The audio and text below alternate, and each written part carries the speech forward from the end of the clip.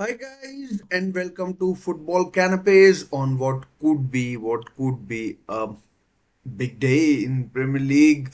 There is absolutely a lot riding on the game today, especially for Manchester United, and as you perhaps have read, as per the headline as well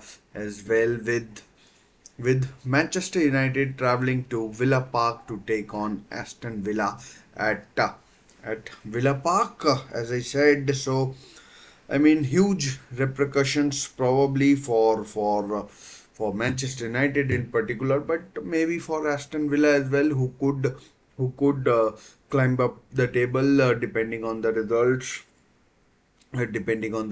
So, yeah, I mean, yeah.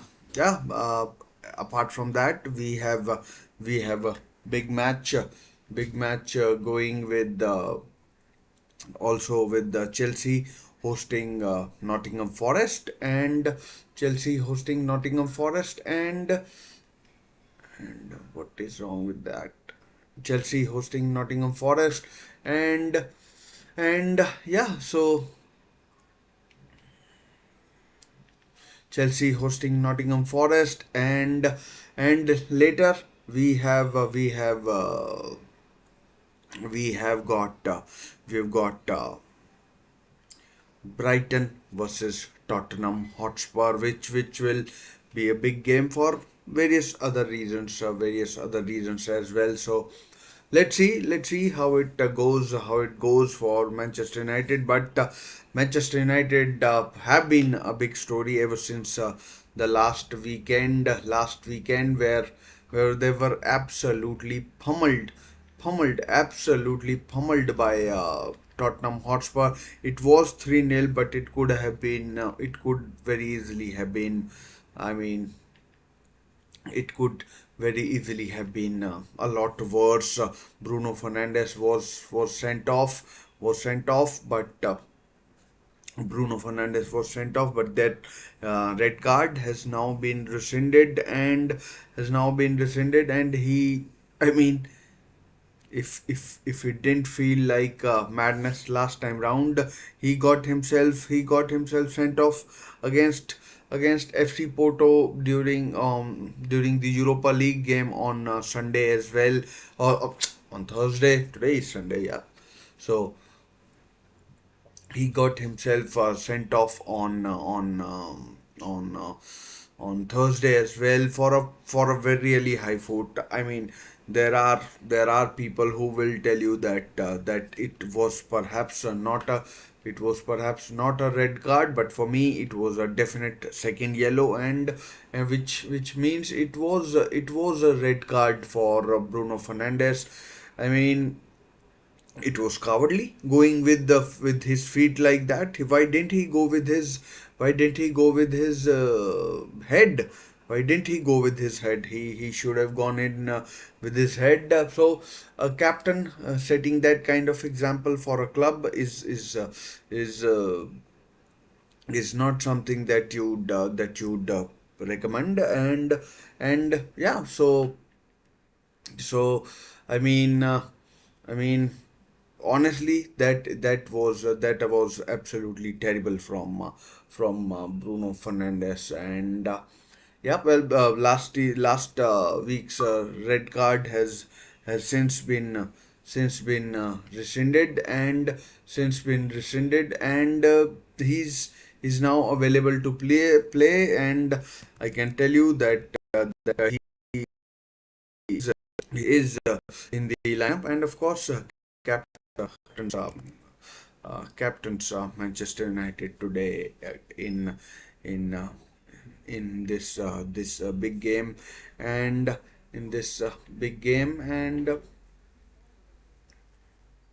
in this big game. Just give me a minute. I'm encountering some difficulties.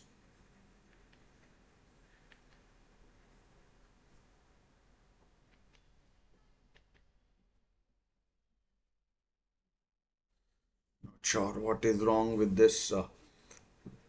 this, but not sure what is wrong with this. Let me just check my audio as well. Sure, what is? Yeah, so that's working fine. And yeah, yeah, uh, Bruno Fernandes is playing. We will we will be we will be talking about Eric Ten Hag.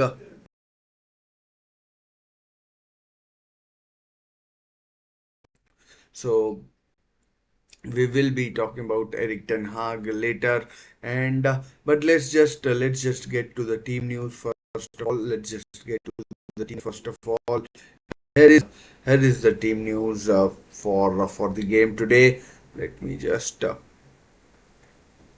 let me just make a small little change so that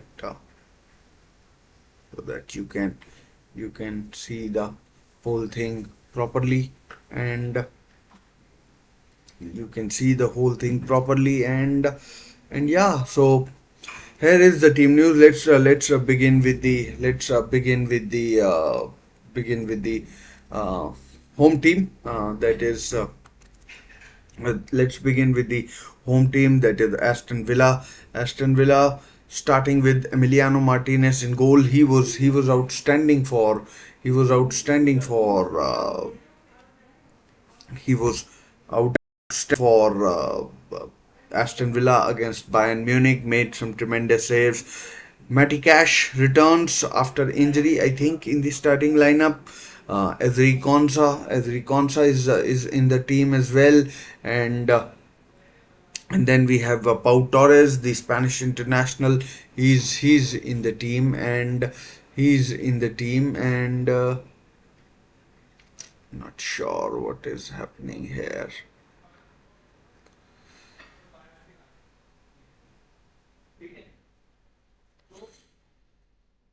Pau Torres, Lucadinha, Jaden Philogene. Uh, he started in the midweek game as well, and Jaden Philogene, Ross Barkley. Ross Barkley. Wow. No Amadou Onana. No Amadou Onana. Yuri Tillman starts for Aston Villa. Leon Bailey, Morgan Rogers, and Ollie Watkins. He is the main man up front for and I am pretty sure he will give Manchester United defenders a whole lot of trouble. And wow, just looking at the Manchester United team, both Delict and Lisandro Martinez on the bench. Both of them dropped. Dropped. Both of them dropped. Just give me a minute.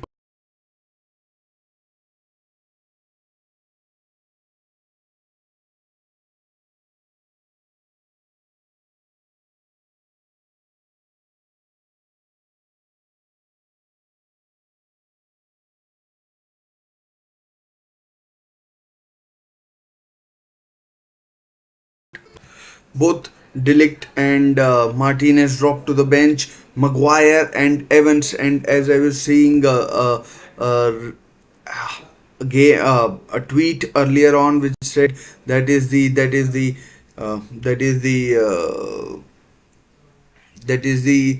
um,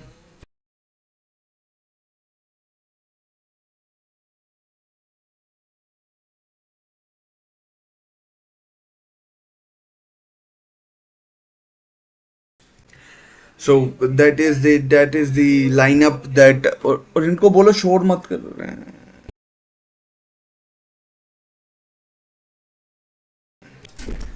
And that is the defensive pairing from Leicester's 2018 season. Harry Maguire and Johnny Evans. My God, how bad has it gotten for Manchester United in this season? Both Maguire and Johnny Evans came on uh, for Delict and Lisandro Martinez in the game against what was it, FC Porto. Maguire even scored the equalizer for Manchester United, of course, which made it 3-3. 3-3 to the Red Devils, and I mean may have and it may have saved Eric Ten Hag's job as well. So, and yeah, I mean, and a lot of reports suggesting that this could be Eric Ten Hag's last job if he doesn't win. And I mean, has he does he know that? Has he been told this thing? And is he going with the what he thinks is the best option for him? I don't know really. And and so Mazraoui at left back, Maguire, Bruno Fernandes, Rasmus Højlund, Rashford, who was decent, I'd say, who was decent. I mean, the two goalkeeping errors led to two Manchester United goals, and yeah, so two Manchester United goals. But United goals, and yeah, so I mean, I'm not sure if we can give Eric Ten Hag the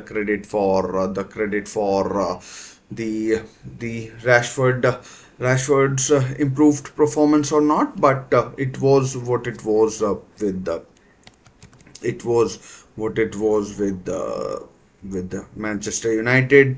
And other team news. Eriksen starts, Garnacho starts, no Ahmad. He was disappointing. He was disappointing in the game. He was disappointing in the game in Portugal. In Portugal, Dallo at left back, Evans and Kobe Manu returns. I thought he might be out for a longer duration, but good for Manchester United that he's back. So a midfield pairing of Manu, Eriksson, and Bruno Fernandes. A bit lightweight, if you ask me, for Manchester United. That pairing at in central midfield up against Philogene, Barkley, Tillemans, and Bailey, perhaps dropping in the midfield as well. So would be interesting sort of battle as to who comes out on top, and that could, and the defense of Maguire and Evans, which hasn't got much pace,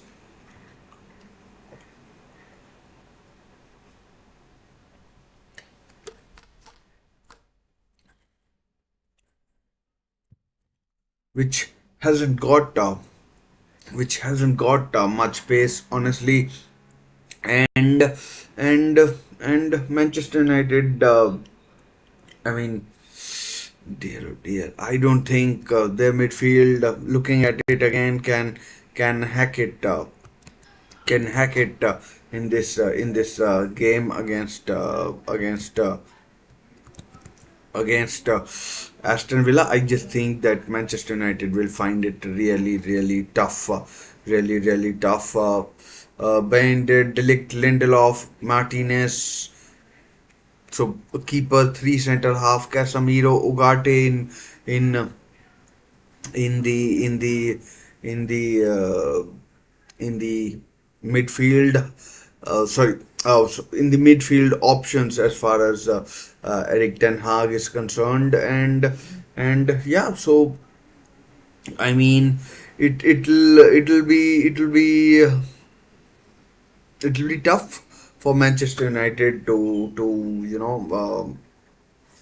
keep a control of midfield against Philogene, Barkley, Tillemans, and I mean, Villa's defense looks solid as well. Really solid. The Villa's defense. If you ask me, their defense does look solid as well. Hoyland, I don't think he's fit enough to play. Fit enough to play the 90 minutes. So let's see how long does he last. Hoyland and the supporting cast of Garnacho and what's his name, Marcus Rashford. We'll wait and see what they can deliver, in this game. I mean, A lot has been made of Eric Ten Hag. I mean, he has been under a lot of pressure, and I mean, personally feel there is there is no positive return for Eric Ten Hag. If you are a Eric Ten Hag in sort of a person, then I personally don't think that Eric Ten Hag, what he has been doing is sustainable. I mean, it can't be that your job can always be dependent on the next two results, which it seemed to have been after after the game against Spurs. The performance was absolutely dire. I mean, absolutely dire from Manchester United. And a lot of people will say, yes, Bruno Fernandes was wrongfully sent off. He shouldn't have been sent off. He shouldn't have been sent off. It was a harsh red card which has now been rescinded. But the thing is, I mean, Tottenham would have won regardless of the red card. They were pounding. They were pounding at Manchester United goal. I mean, Brennan Johnson, who scored after 3 minutes, he hit the post. There were numerous efforts from Madison and others. Kulusevski was having a field day in midfield. Was having a field day in midfield. Who else? Uh, I mean, Benton Core and who else was there? Uh, Benton Core, Kulusevski, and then Timo Werner. I mean, imagine that. Imagine that Manchester United made a player out of Timo Werner. I mean, if it wasn't for him, Spurs would have won 5 or 6 or maybe 7-0. It would have eclipsed that 7-0 defeat that Eric Ten Hag suffered. And it's not just about the Spurs game that Manchester United lost. It has been a case where, I mean, it has been 31 times that Manchester United's defense has conceded so many goals, 3 plus goals in a game in Premier League, in all competitions. Imagine conceding 4 goals to the likes of Galatasaray. Copenhagen, I think, scored 3, and finishing bottom of your Champions League group. It has been building up. It's not just one game which where you'd say. And Eric Ten Hag's answer every time: we win trophies, we won trophies, we won trophies. You won trophies by beating the teams like Newport County. You won trophies by beating the teams like Coventry City. You beat Nottingham Forest in the semi-final of Carabao Cup. That's the trophies that you have won. When it comes to big games, you I mean, regularly come up short. You regularly come up short. So that's one thing that I mean, for me is like, it's just not sustainable. If you are Eric Ten Hag, that is just absolutely not sustainable. And I mean, I just think that there is no road back for Eric Ten Hag now. Apologies if my if apologies if my uh, just a minute, I'll just post a message.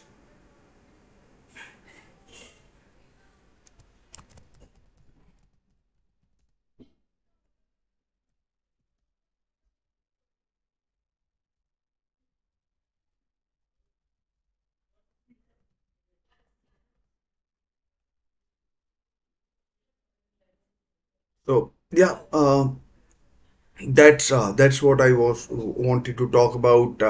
That's what I wanted to talk about.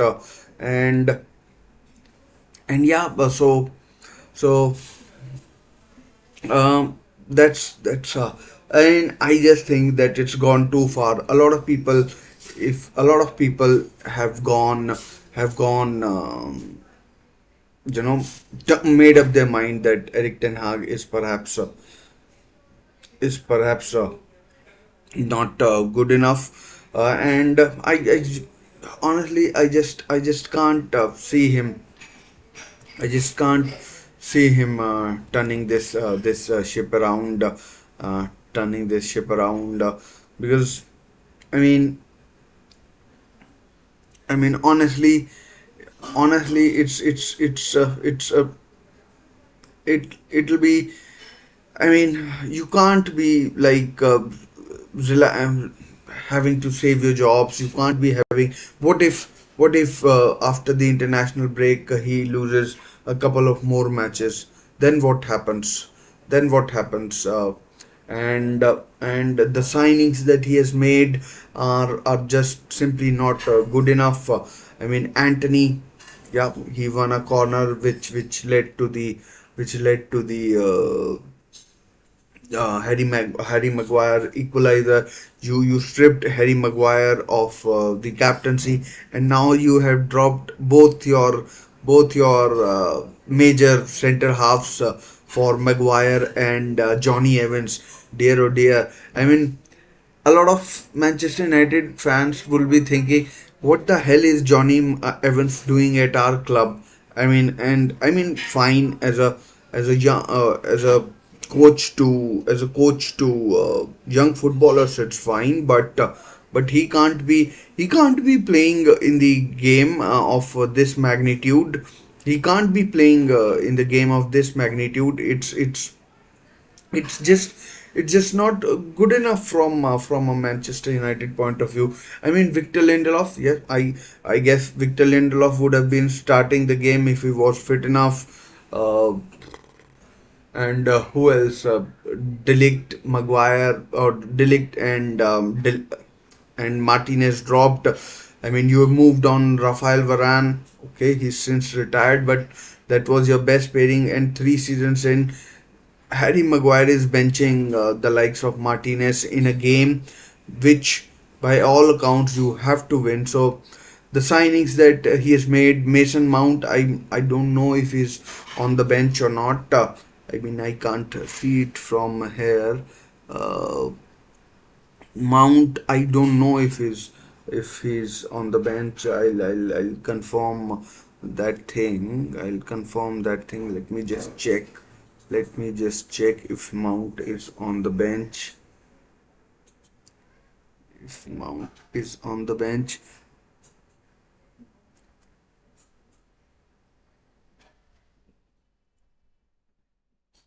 So Mount is not on the bench for Manchester United, and Mount is not on the bench, and Mount is struggling with injuries as well. So I mean, if you look at it, Onana was signed by Erik Ten Hag, Madrawi yes, Maguire no, Bruno Fernandes no, Hoyland yes, Rashford no, Ericsson yes, Garnacho. I mean, Eric Ten Hag brought in, Dallo no, Evans no, and Menu was brought in by Eric Ten Hag. So a lot of signings like I mean, Casemiro can't even get on the pitch. I mean, imagine the money that Manchester United spent on Casemiro, the wages that are being spent. It's absolutely diabolical from a Manchester United point of view, because I mean, dear, oh dear, it's beggars belief that Manchester United are going through this. I mean, I don't know how much say Erik Ten Hag had in these signings, but you would think quite a bit, because uh, you would think quite a bit because I mean, a lot of them. It can't just be a coincidence that a lot of players have played in Eredivisie or have some sort of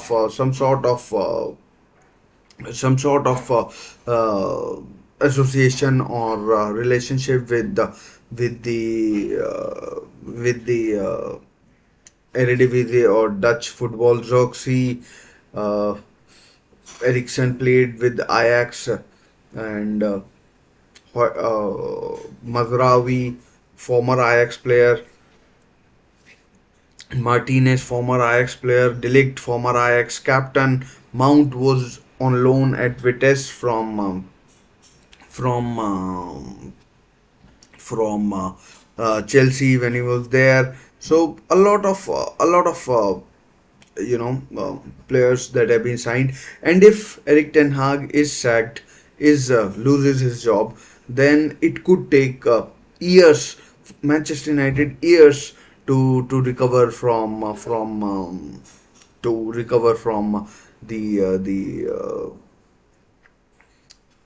the damage he might have caused, because I personally don't think many players would many managers would fancy the players that Eric Ten Hag has signed.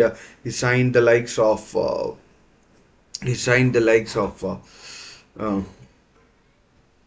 Martinez, who, I mean, does have his qualities, but in terms of height, he does he does lack height. And I even know managers who prefer their fullbacks of fullbacks with height, so that there is not they don't lose out on the aerial prowess, and Martinez does. I mean, like, is in terms of height is not up there. Is not up there with the. Uh, is not up there with the with the best. Let's call it that, and is not up there with the best. And yeah, so a lot of player managers might not even fancy Martinez, Delict, who's not done well at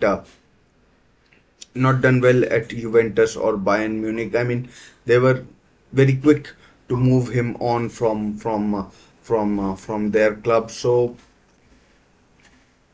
I mean, who I mean, Manchester United find players tough to sell at profit. So who's going to take I mean, if let's say they ever put Rashford on sale, Bruno Fernandes has signed a new contract and has increased his wages. Who's going to take Bruno Fernandes on X amount of money? I mean, at his age, at 30 years of age, I mean, not many clubs can afford Bruno Fernandes.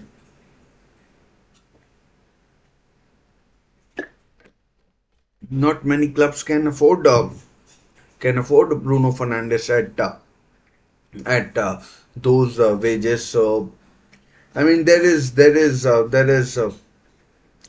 been a lot of damage that has been caused by Eric Ten Hag to Manchester United, in my opinion, which will take Manchester United back fair few years, unless we see a miracle of some sort where you know uh, where uh, where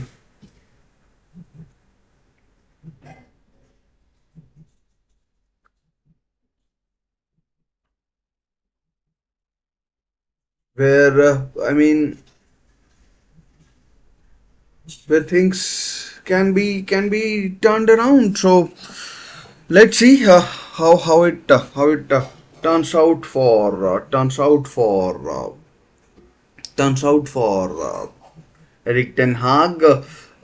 We will return to Eric Ten Hag and what it means for him. But just let's just talk about Chelsea for a second.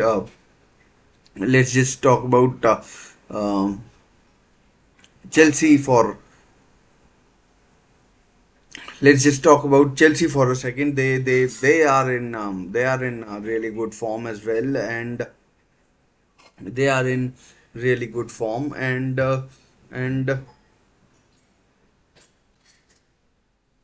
they are in really good form. And just a minute.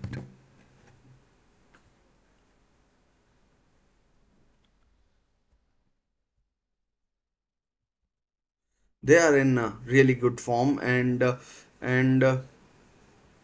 mean, you would fancy them at home you would fancy them at home against Nottingham Forest. Nottingham Forest, once again, I made a sort of an error where I need to adjust my camera. So where they'd fancy their chances against Nottingham Forest in this big game, and if they do win, then they do climb. I mean, they do reduce the gap between themselves and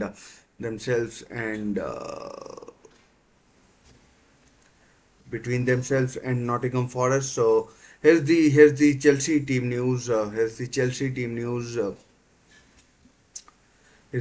team news. Robert Sanchez in goal. Malo Gusto at right back. Wesley Fofana and Levi Colwill, who now look like they are the preferred centre back pairing. Marc Cucurella at left back. Moises Caicedo and Enzo Fernandez in midfield, and the top four of Madueke, Palmer, Sancho, and Nicholas Jackson. So that's uh, that's uh, that's a pretty strong Chelsea lineup. Of course, they won in the Europa League. They won in the Europa Conference League against Belgian side Ghent in midweek, and uh, and they won in midweek against Ghent. And as far as Nottingham Forest are concerned, Matt Sells in goal, Murillo and Anderson in field, formerly of Newcastle United, really good player he was, but had to be sold because of PSR issues. Gibbs White, he missed. I think he missed the game against Fulham after being sent off against Brighton. So he's back in the team. Chris Wood, again, another former player from Newcastle United. Wood, Hudson Odoi, formerly of Chelsea, of course. Ward Prowse there, formerly of Southampton and West Ham. Uh, Still of West Ham, on loan from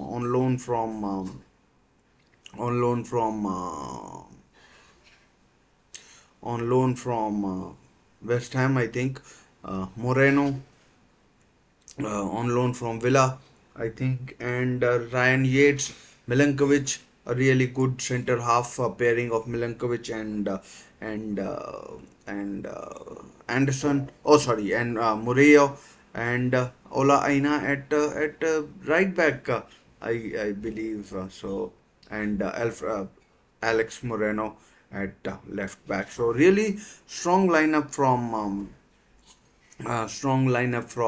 Nottingham Forest as well, and the bench is decent as well with Dominguez, Jota, Elanga, Sosa, and Boli in defense. So Chelsea, uh, they are in a decent position in the Premier League, and they have proved so far early in the season. I know they have proved quite a few number of people wrong by producing excellent results. The style of football that they have played, they've shown that there is a lot more to them this season. You might have noticed the noises have stopped coming from the club about the ownership issues, this, that, and the other. So that's a positive, because whenever there is a disturbance on the pitch, there will be disturbance on the pitch as well. I mean, the boardroom talk, whether positive, whether negative, does affect the players, and does affect the players, and believe it or not, it it does manifest itself on the pitch, if you ask me. And yeah, so if you ask me, so uh, I mean, Chelsea at Stamford Bridge, firm favorites against firm favorites against Nottingham Forest. Enzo Maresca will be looking to notch up another win and climb up the table. Chelsea have I mean, let's be honest, they played Manchester City, against whom they lost, but apart from that, they haven't played any of the big hitters. If you ask me, they played the likes of Chelsea, or they played the likes of Palace, Wolves, who are both in the bottom three. They have played. Who else have they played? They played West Ham, who have been awful so far this season, and they have played. Sorry, and they have played a couple of other teams. I think none of them. Brighton they have played, so none of them, you would think would would be you know would be near the top of the table. And let's see, when they come up against big teams like uh, Liverpool, Spurs, Villa, maybe, and teams like this, if they can keep going, and there's no reason to think that they can't. They played Bournemouth as well, against whom they against whom they against whom they against whom they I mean, somehow eked out a win, and they were lucky. The keeper saved a penalty. The keeper saved a penalty, and yeah, so the keeper saved a penalty, and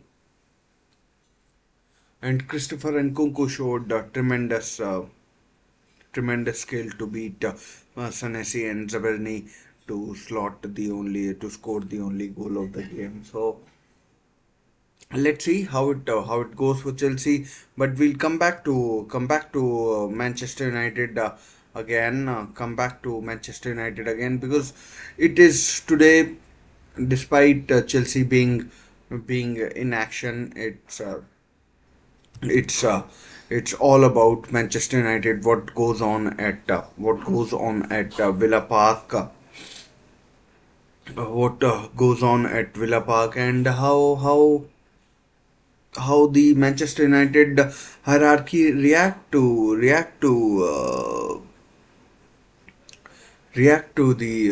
the result of the game, maybe even performance. How the players react to the whole thing. How they perform on the pitch, and how they perform on the pitch, and yeah, so it'll be interesting. Sir Jim Ratcliffe, who's the part owner of the club, was interviewed by someone. I mean, not sure where he was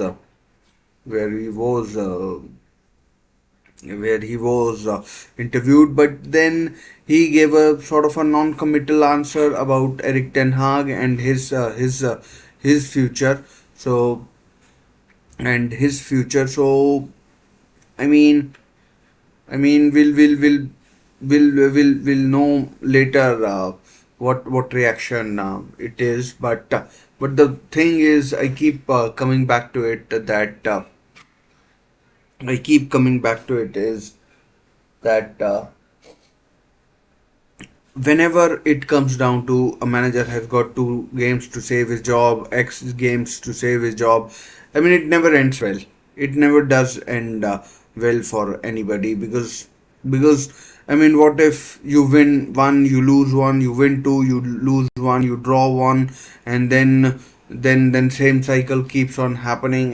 It's very unlikely that Erik ten Hag will turn things around. And the worst part from Manchester United's point of view is that over the summer there's been so much money that has been spent by Manchester United, that there has been so much money that has been spent by Manchester United, that I mean, a new manager when he comes in, he might not fancy these the players that are currently at the club, and are and I mean may demand that these players be sold. And if other clubs are and if other clubs are smart, they won't pay. And then Manchester United, who are already closing very close to the wind in terms of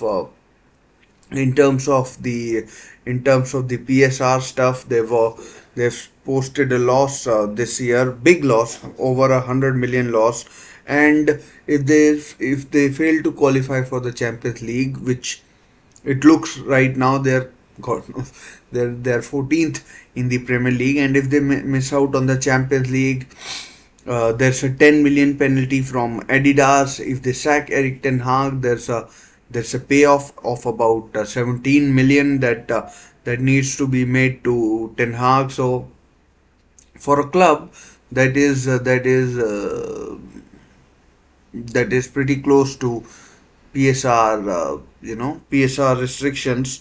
It's very. I mean, it's it could be more turbulent times if the new manager that comes in, or whoever the interim manager is, comes in and says, "Wow, I don't fancy these players.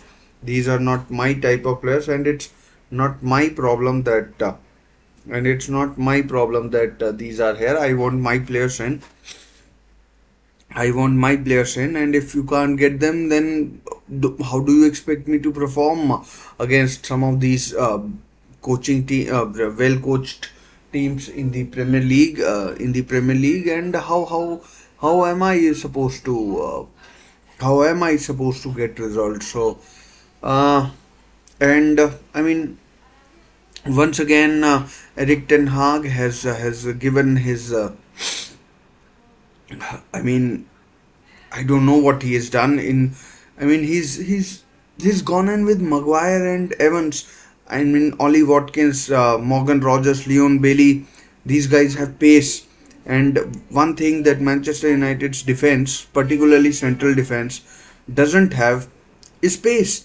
And I mean, how do you play two different styles? Like Delict and Martinez would be playing a different style of football compared to Maguire and Evans, and how is team supposed to adjust to that whole thing? So that is just like mind boggling as to how how how how this thing is supposed to work out for the team. And yeah, so I mean, let's I am going to tweet about it. So um, we'll we'll see what kind of reaction I can gather. And we will be, of course, talking about it. 5 minutes to go before the kickoff. I mean, it'll be interesting to see what kind of facial and body expressions, body language that Erik ten Hag has. So it'll be interesting. Uh, so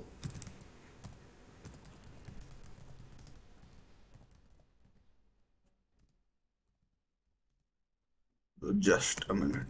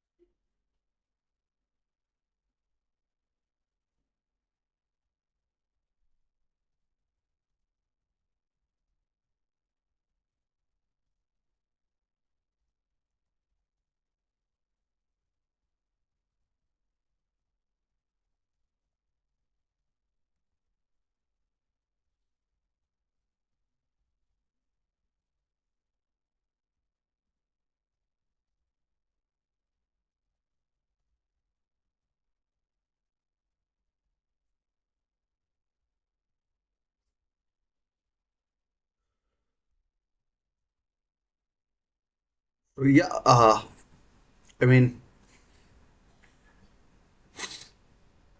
so I mean, it'll be, it'll be interesting to see how team reacts to it. Are players fit enough for the game, and I mean, Kobe Manu is one particular one which comes to mind, and yeah, so will be. I mean, like, I don't know where to draw the comparisons and what to compare. So the game is about to kick off. About couple of minutes to go. About a couple of minutes to go for the game, and yeah, Chelsea game kicking off at the same time as well. And in the same time as well, we'll be keeping an eye out for that as well. We'll be keeping an eye out for that as well. Let's see how it turns out for Manchester United in this game.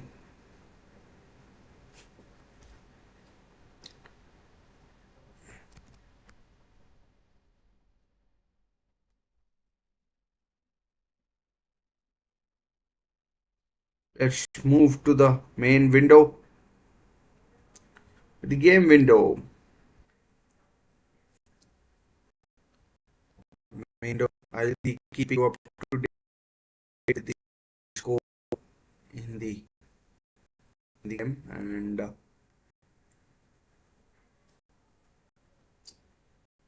in the game score game. But, once again, same question to you guys as to everybody. Like, how do you play with a profile of players that is completely different to the ones with whom you have been playing up until very recently. So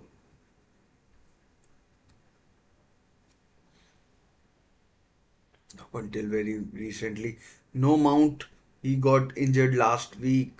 Probably some concussion protocol with him, and with him and Ross Barkley starting instead of Onana. I don't know if Onana is injured or what, but yeah, big game for Ross Barkley to be starting in his second spell at Aston Villa.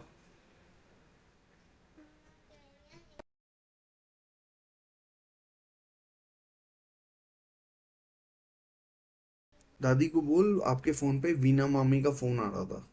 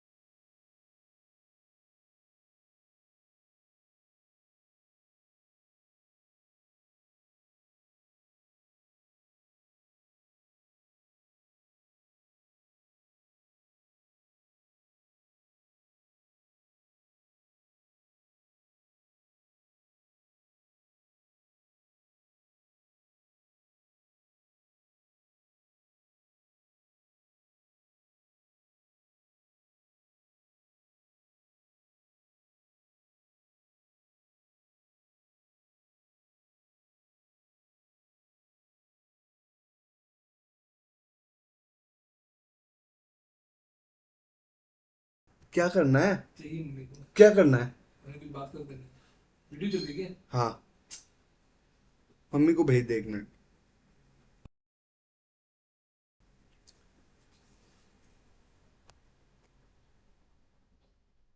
Aston Villa keeping possession in the first minute or so.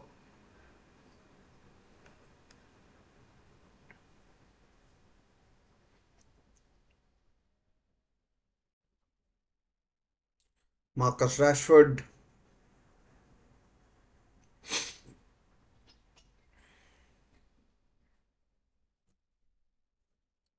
no pressing from Manchester United. They might look to stay deep and defend.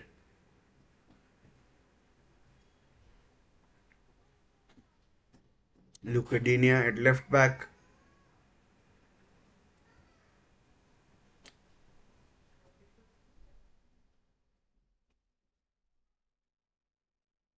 I mean Manchester United. I think they have a definite strategy, and they might have come for a they might have just come for a nil-nil draw.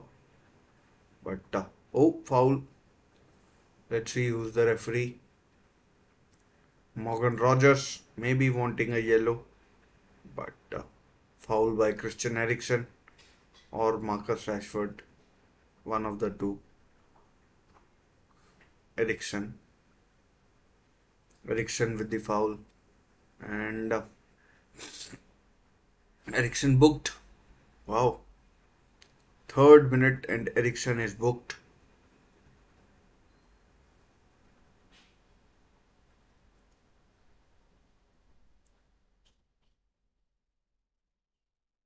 Free kick to Villar. They are a decent team. I mean, Lucadenia is a good deliverer of set pieces.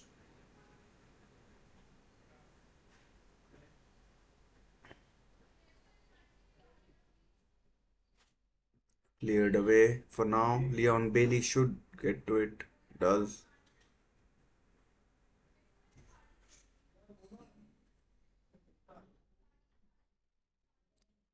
Jaden Philogene brought back.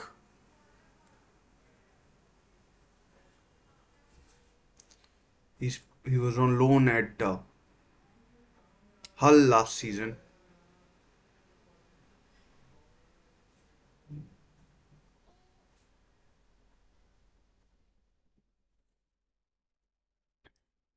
Chance for Manchester United. Ball one back. Four people in the box. Rashford! Saved by Martinez. Good skill there by Rashford, but Martinez was up to it, and I mean, goal there would have been absolutely the panacea that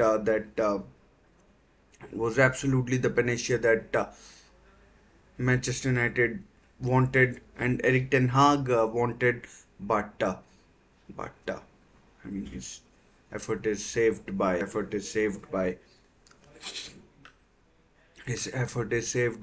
Chelsea nil, Forest nil. By the way, and Onana, he's been awful as well. I mean, slightly better, but that's no compliment to him.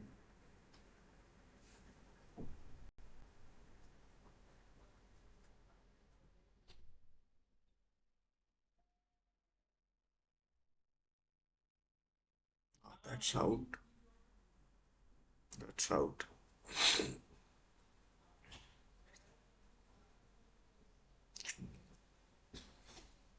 Mazraoui at right back. He started the season well, but he's fallen off. He's fallen off quite a bit as well, and he's fallen off quite a bit as well.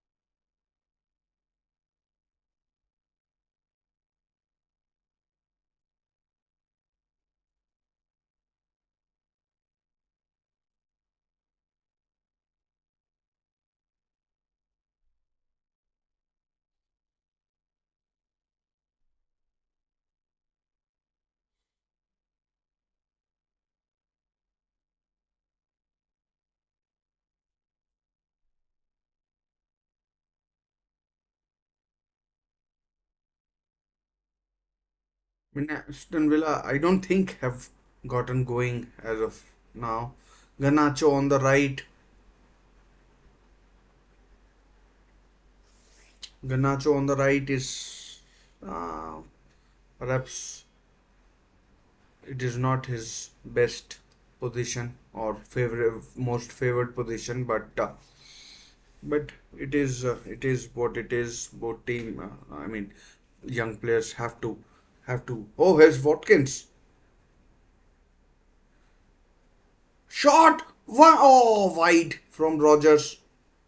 Morgan Rogers. I mean, should have tested Onana. I mean, should have tested Onana. Clearly, should have tested Onana. Wide from Rogers. Well, wide.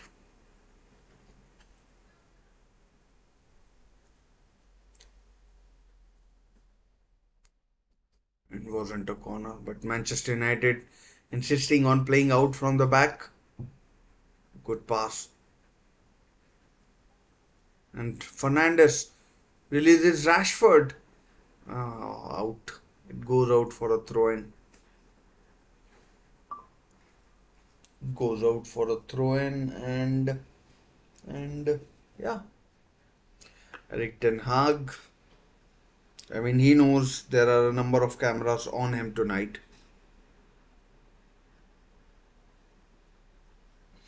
Eric Ten Hag knows there are a number of cameras on him tonight. Every move he makes will be scrutinized to the umpteenth level. Will be scrutinized to the umpteenth level, and poor touch by Watkins. Should have laid it off, but didn't.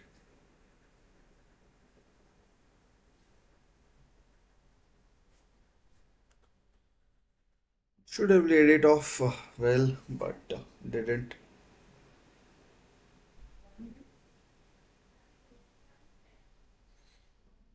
Every Konsa is down. Looks like his game might be done. So Diego Carlos probably coming on hamstring. Looks like his left hamstring. He was in the England squad as well, I think.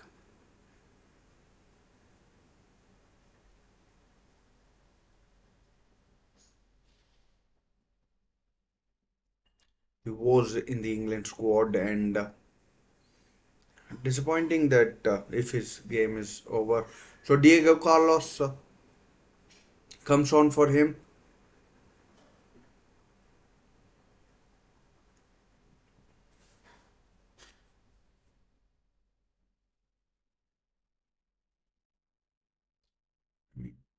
They're trying if it is just a cramp or something like that, but doesn't look like it. Diego Carlos is ready and coming on.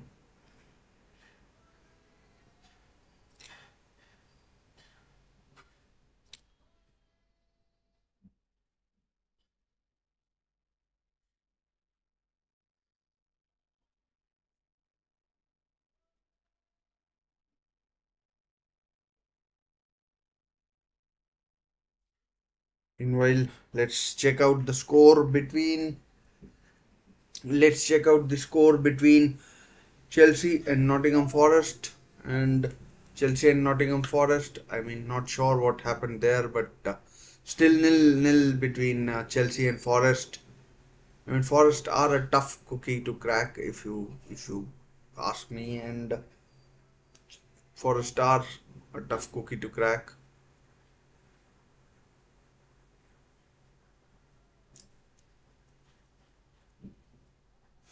Madueke.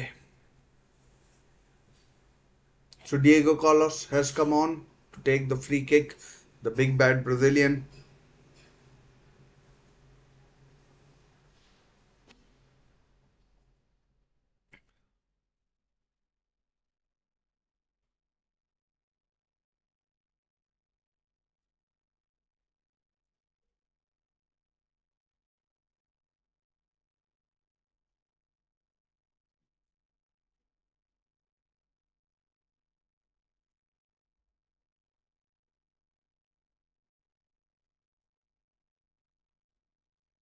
Unai Emery has done a tremendous job with the has done a tremendous job with the. I mean, Manchester United have started really well. They started really well against Porto as well. They were 2-0 up in the first 20 minutes. Oh, risky there from Cash. Ericsson, careful, careful. Already on a yellow. Ericsson might well have been sent off, but the foul wasn't given, so never a danger of that happening. Garnacho,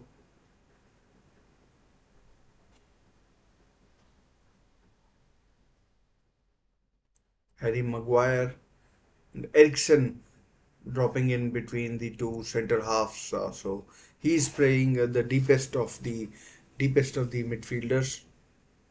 And every Konsa is a big miss. I'm not sure if he was in the England squad, but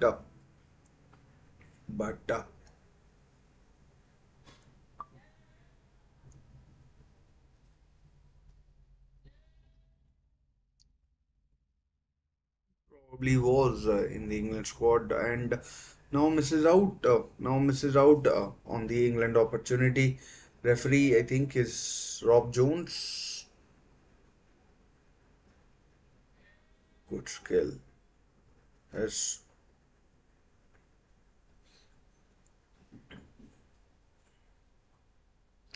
Good ball looks offside, Garnacho. Let's see if it is given. No, offside flag is not given. Oh, not raised.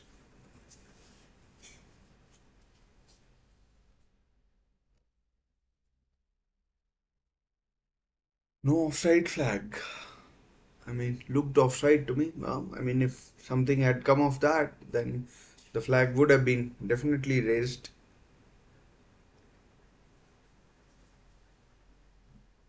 I, to be honest, Manchester United have started quite brightly, if you ask me.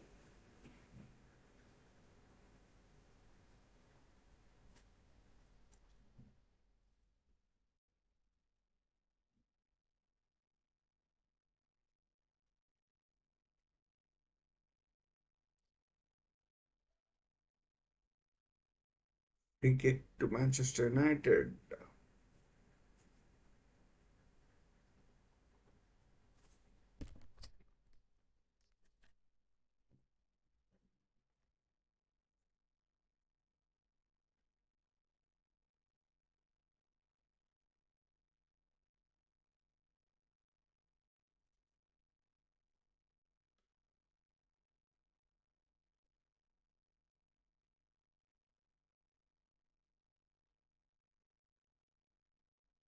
Still nil between Chelsea and Nottingham Forest, although Forest are doing reasonably well here was Morgan Gibbs White looking to find Crestford, but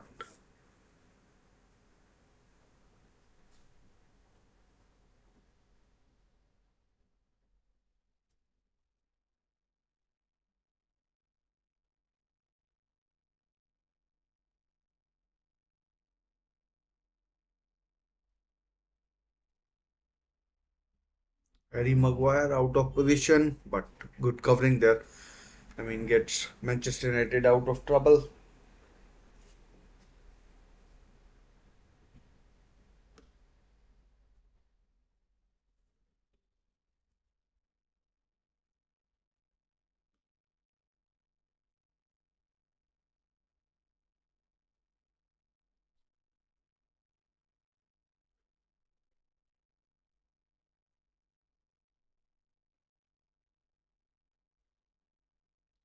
Chance for Hoyland. Bruno Fernandes, if he can keep himself on. Oh, good defending there from Diego Carlos. And Rasmus Hoyland apologizes.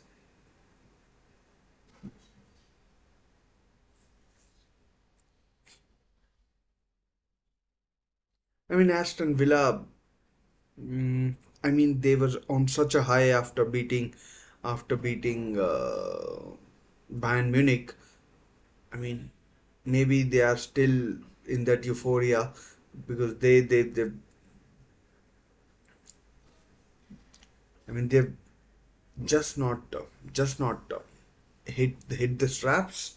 If you um, you know if you know what I mean, because it's it's it's it's Manchester United who have been dominating possession, not in terms of chances, but possession and getting in dangerous areas. It's Manchester United who have been getting in dangerous situations.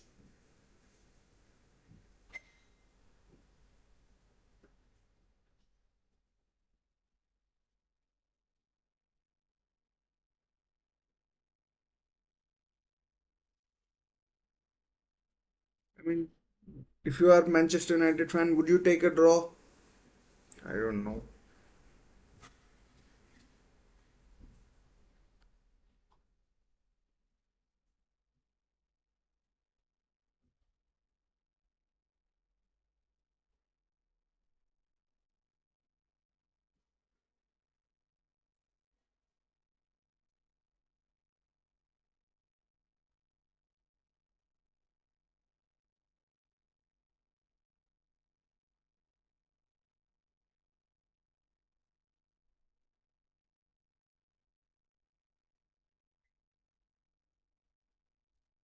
The substitution couldn't have helped the situation.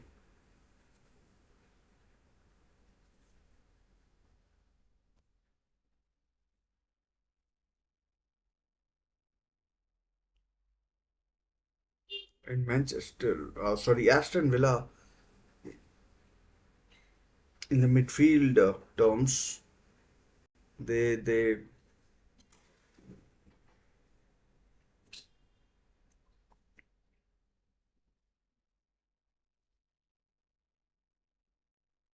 looked they look not good.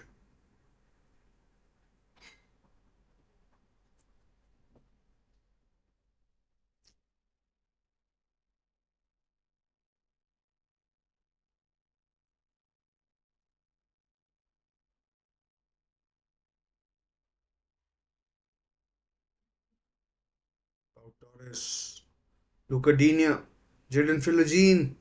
Oh, good skill to give. Jadon Philogene!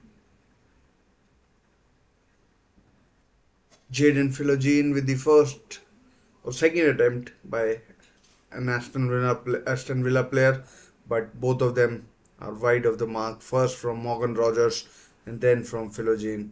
I mean, it curved in the totally different direction to which he wanted it to curve, and well, 20 minutes gone, almost. Looks like a game of few goals. This one.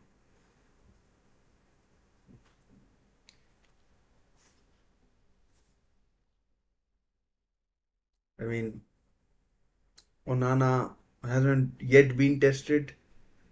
Emiliano Martinez has saved one shot from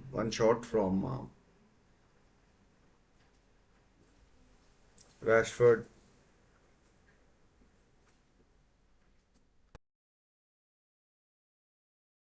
Has saved one shot from Rashford.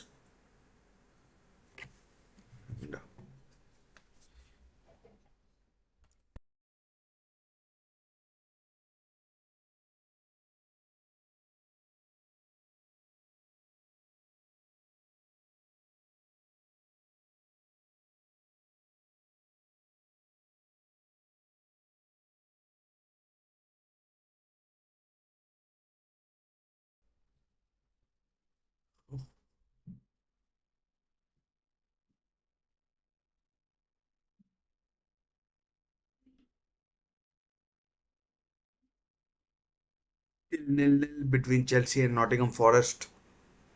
Goals hard to come, hard to come by. Is Chelsea on the attack with Palmer?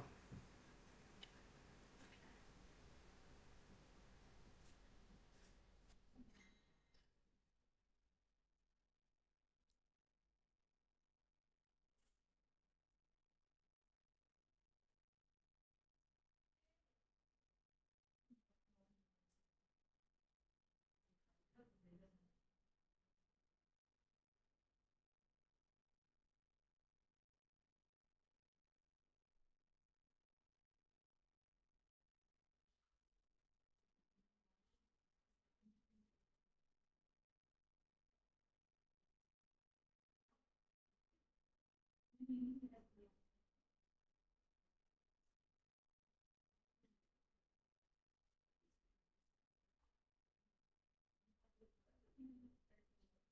mean, Aston Villa look like a team that are playing away from home, and Manchester United have seemed to have settled really well in this game. They don't look like a side that is playing under pressure, and they don't seem to be. I mean, Onana pinging long balls, aimless balls, which are going out.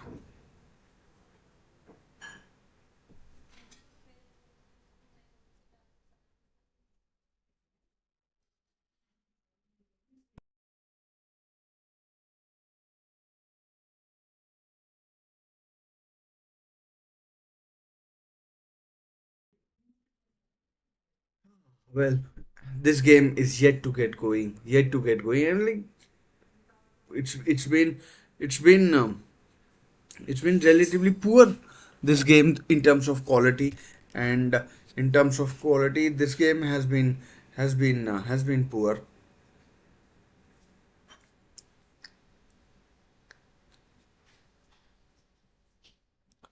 This game has been poor.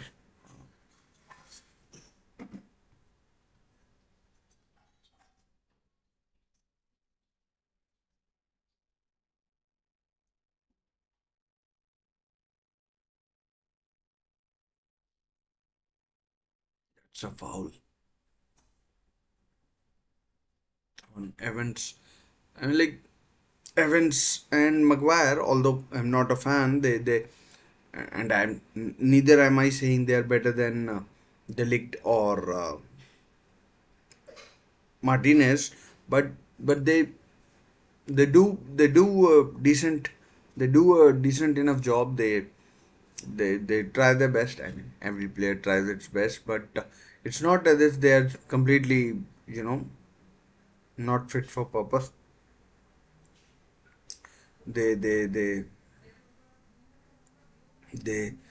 I mean, Ollie Watkins so far has not been in the game. I mean, I have barely noticed Ollie Watkins, and I barely noticed Ollie Watkins, and yeah, still nil-nil between Chelsea and Forest.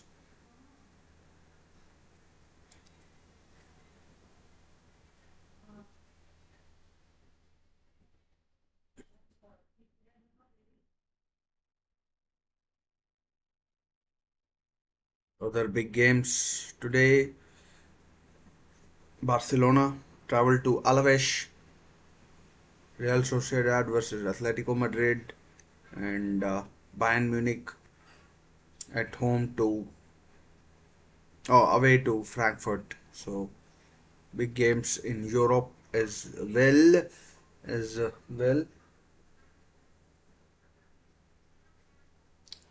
Bruno Fernandes. I mean,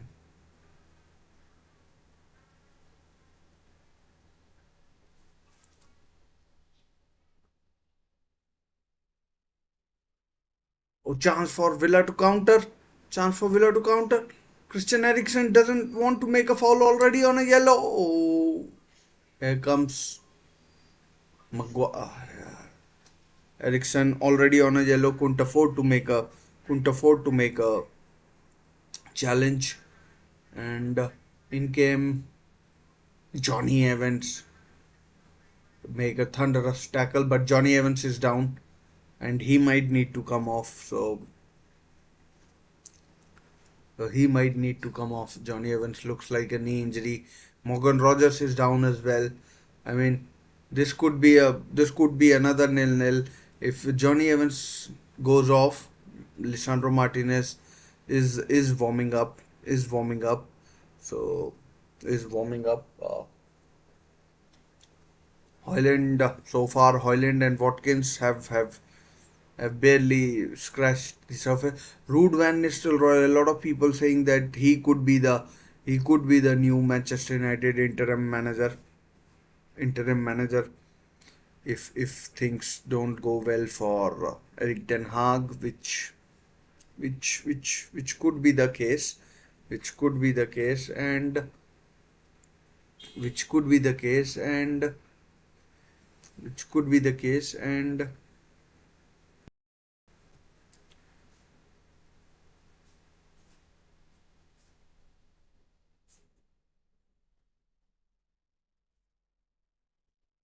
mean that midfield of Tielemans, maybe Philogene, and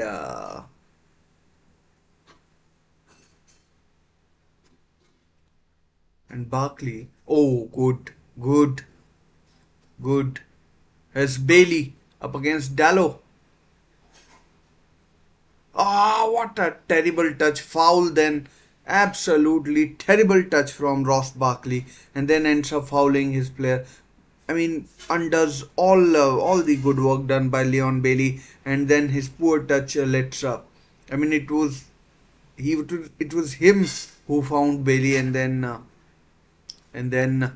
dreadful touch, absolutely dreadful touch on his left foot.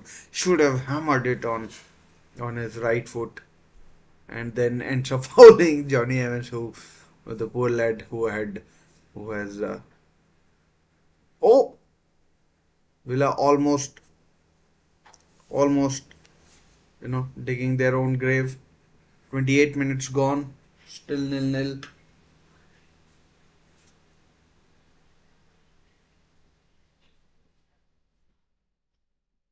I mean, Nottingham Forest beat Liverpool earlier in the season, and it won't be a surprise if they beat Chelsea. They beat Chelsea at Stamford Bridge last season, so I mean, dreadful. I mean, it's difficult. I get that, but it was what it was. So half an hour played almost. Half an hour almost played, and still the scorers haven't been troubled. Haven't been troubled. I mean, Aston Villa, they've they've uh, they've, they've Aston Villa. I mean, they've looked poor. I mean, I was watching the Liverpool game that day. Liverpool game that day. So didn't watch Aston Villa against Bayern Munich, but by all accounts they did put a lot into that game. A lot into that game. Garnacho wins it back. Garna- Garnacho almost. So they did put a lot into that game, but today they've not looked right. Honestly, they've not looked right. And Manchester United. I mean, Manchester United played on Thursday. Played on Thursday. Villa played on Wednesday. His cross chance for Villa to counter. Morgan Rogers. Ollie Watkins is free, but it's. I mean, Manchester United have gotten a lot of people back, and Watkins awful, awful from Watkins.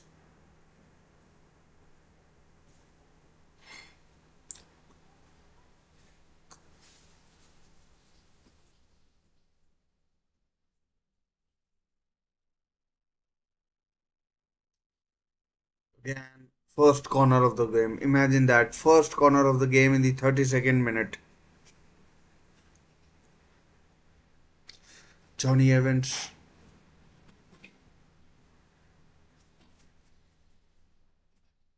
Johnny Evans and Harry Maguire. I mean, like,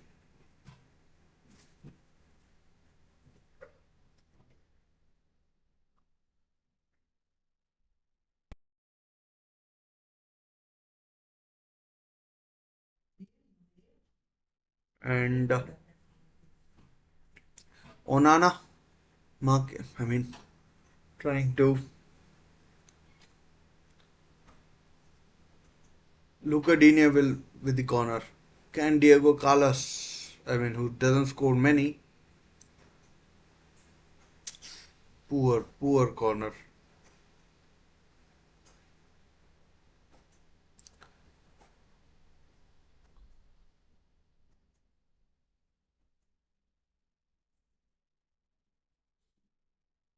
Hoyland, foul.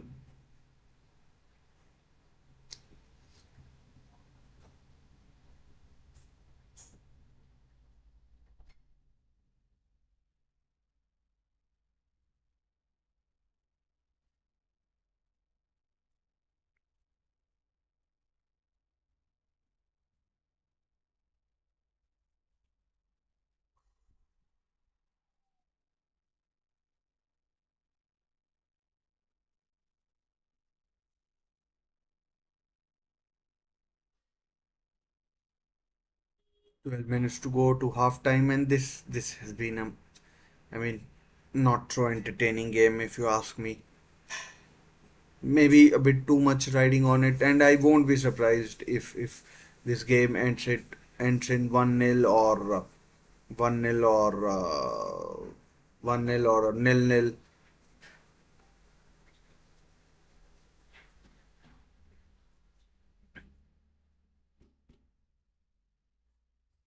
It's Bruno Garnacho in the box, and Bruno is sitting, not getting that far forward. Bruno, offside, offside. Nussair Mazraoui,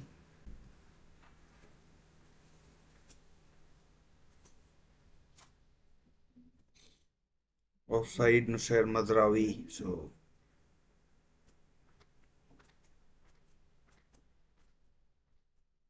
Jim Ratcliffe is in the stands watching watching his team, watching his team,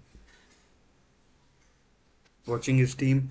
I mean, he gave an interview earlier this week suggesting that a decision is not exactly in his hands. The team will be taking a decision, but we'll see what that decision eventually turns out to be. But we'll see.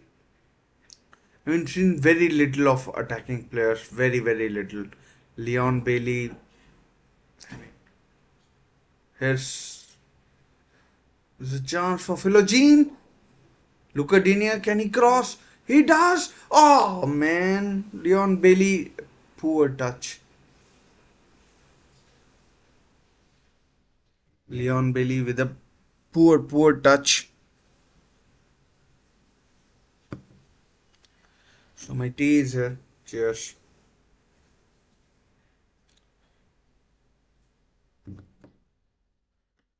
Not sure what Leon Bailey was trying to do. I mean, here's Watkins. Oh, that's a foul. Yellow card probably to Harry Maguire as well.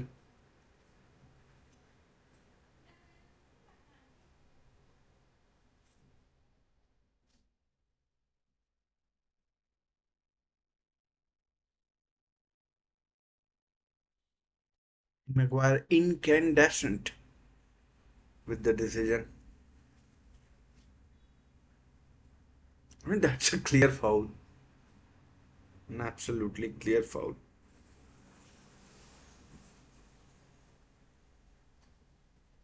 on Ollie Watkins. Dangerous free kick. Right footed, left footed. You can go in both directions.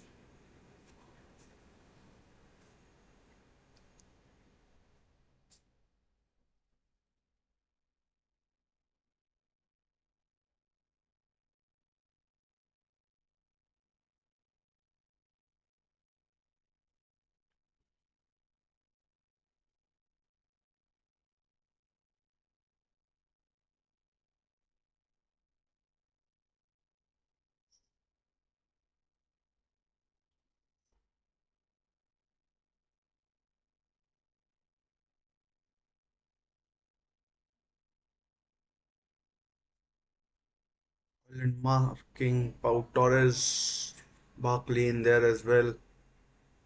He was on loan. He was with Luton Town last season. Ross Barkley. Luton Town struggling in the championship. Goes straight into the arms of Onana.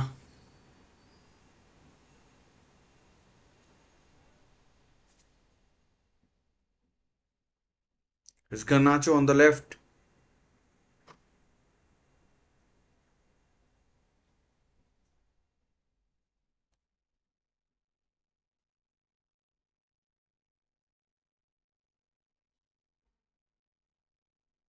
I mean, if I had to rate it, I'd say that oh, corner. No, corner is saved by Martinez, but a good attempt by Garnacho, and yeah. So Manchester United do look slightly better of the two teams.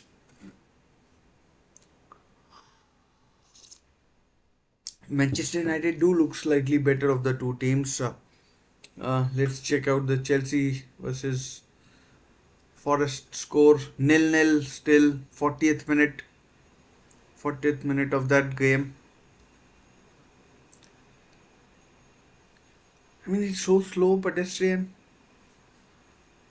I mean, it's like that both teams are still reeling from their European exertions. There's no pace in this game. Philogene is Tillemans, is Barkley. Can he hit? One! No. Goes wide to Bailey. Luca Digne on the overlap. Can Digne hit one? I mean, there's Philogene. A poor touch. Poor touch. Foul. I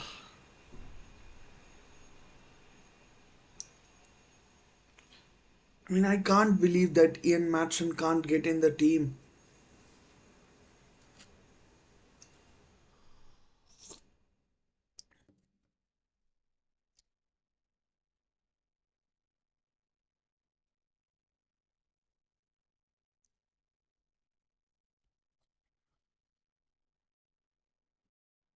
I genuinely can't believe that Ian Matson is not in the team.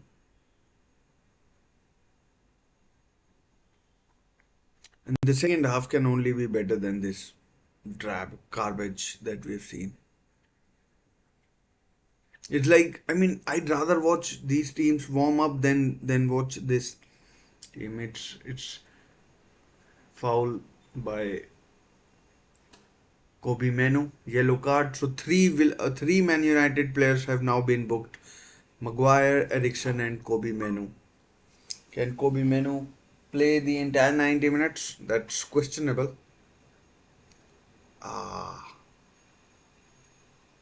I mean, Tillemans does get Kobe Menu, but Menu is the one who fouled first, and Tillemans could claim that he didn't mean to hurt Menu, but accidentally his foot landed on his leg.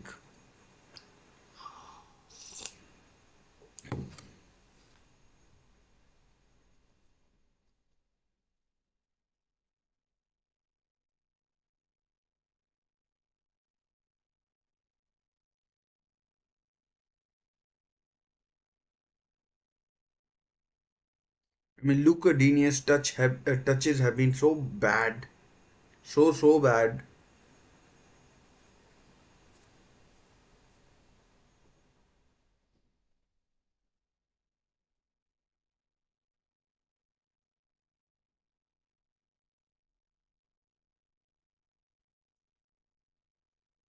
It's Leon Bailey,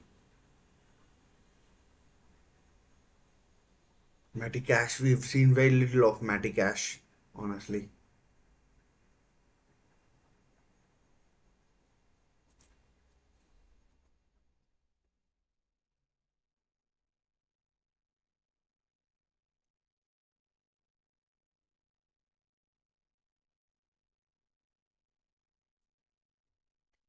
Another free kick given to Aston Villa.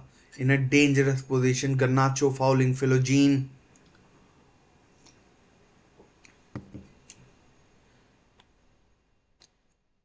I mean, that should have been a yellow card as well. Deliberately fouling.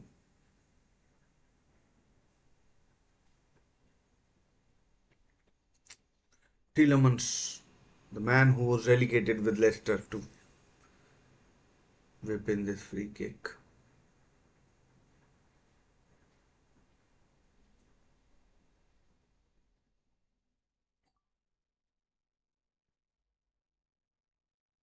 I mean, let's first hope he delivers a decent free kick. Fuck, man. Absolute pathetic piece of play. Straight into the arms of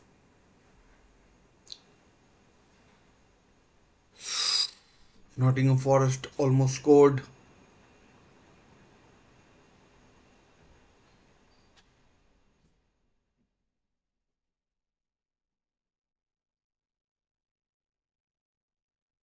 And Cole Palmer could have scored as well in the game. But still nil-nil in both games.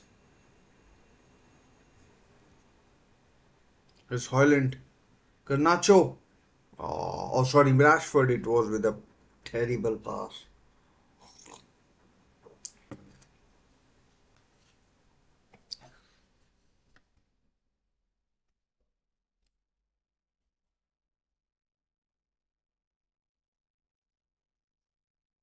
Terrible pass.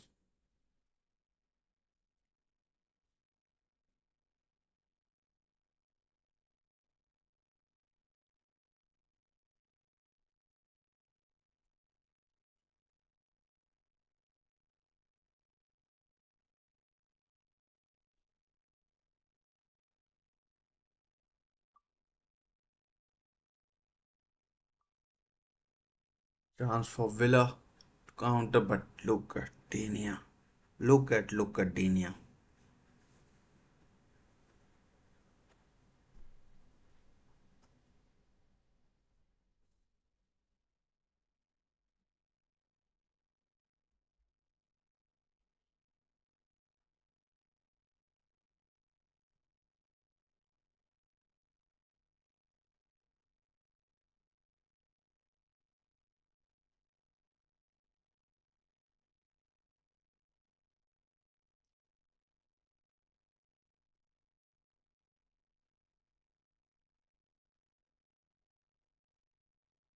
And wanting a push and a free kick, but a goal kick is given, and we enter the 3 minutes of added on time in the first half. Diego Carlos. I mean, he does put his hand on his back, but goal kick is eventually given. Goal kick is eventually given. Ollie Watkins, can he keep it in? He does against Mazraoui. Backs off, backs off. Man, I've not seen so many bad touches in a game. So many bad touches.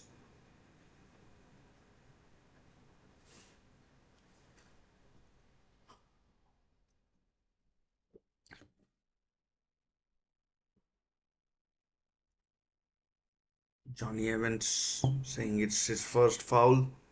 It doesn't matter if it's that bad, and referee wants to talk to him. Johnny Evans, I mean, he's a professional. He's gone to the referee.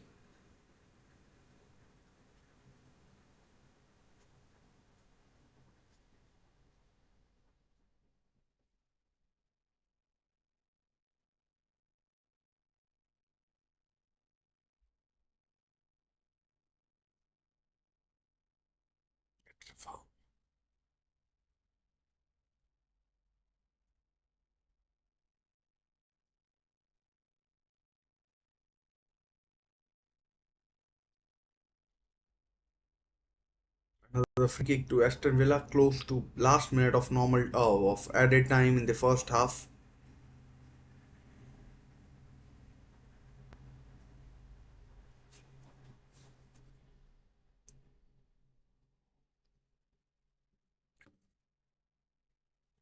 It comes. Oh man.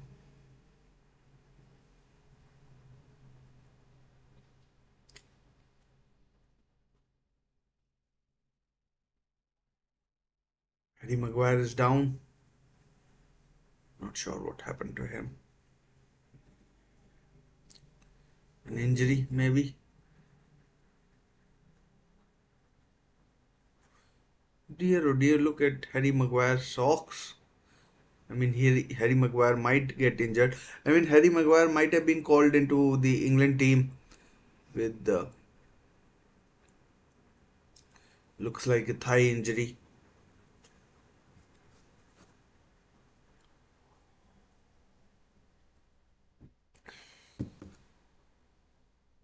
I mean, there is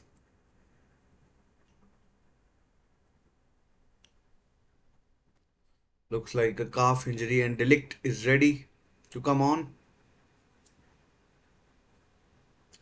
So Harry Maguire will go off for the second half definitely, and, yeah, I mean a blow, a kind of a blow. Half time it is at Villa Park as it is still nil-nil in the game between Aston Villa and Manchester United.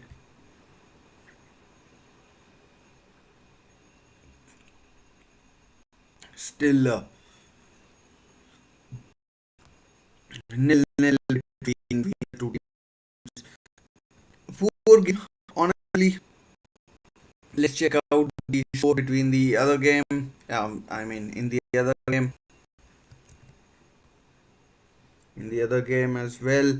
I mean, honestly, a poor game. This one between Villa and Manchester United. If you've missed, I mean, you haven't missed much, and you haven't missed much. And Chelsea versus Nottingham Forest, that has ended nil-nil at the halfway mark. But I mean, honestly, it's been one of the poor games this season.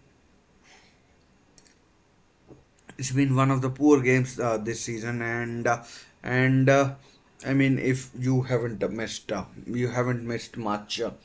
You haven't missed much, and honestly, uh, I mean, so poor in quality where midfield and defense has been on top, and midfield and defense has been on top, and very few efforts which have troubled keeper or have looked like causing some any sort of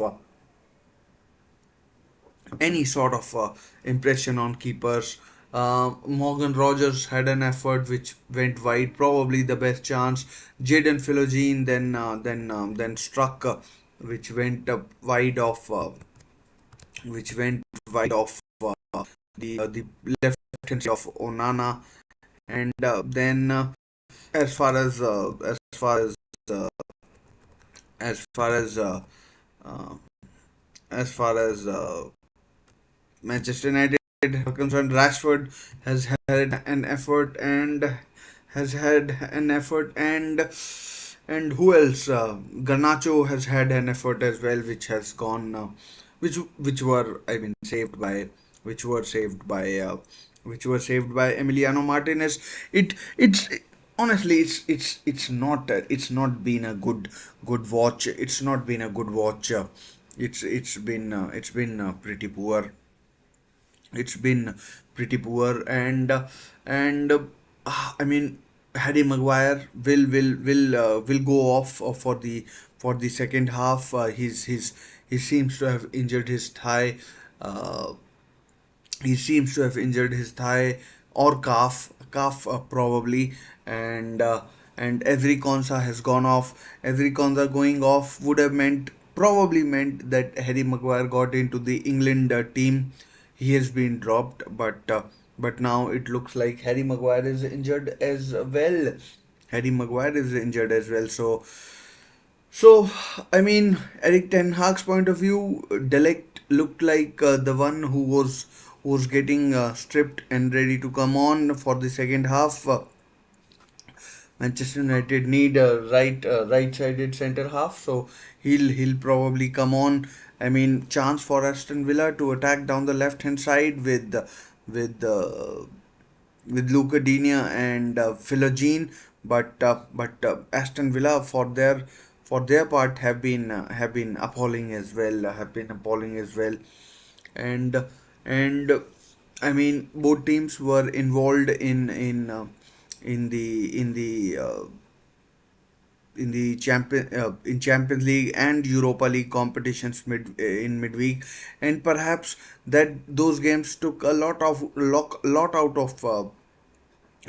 of these teams, and maybe they are finding it hard to raise themselves for a game in Premier League, and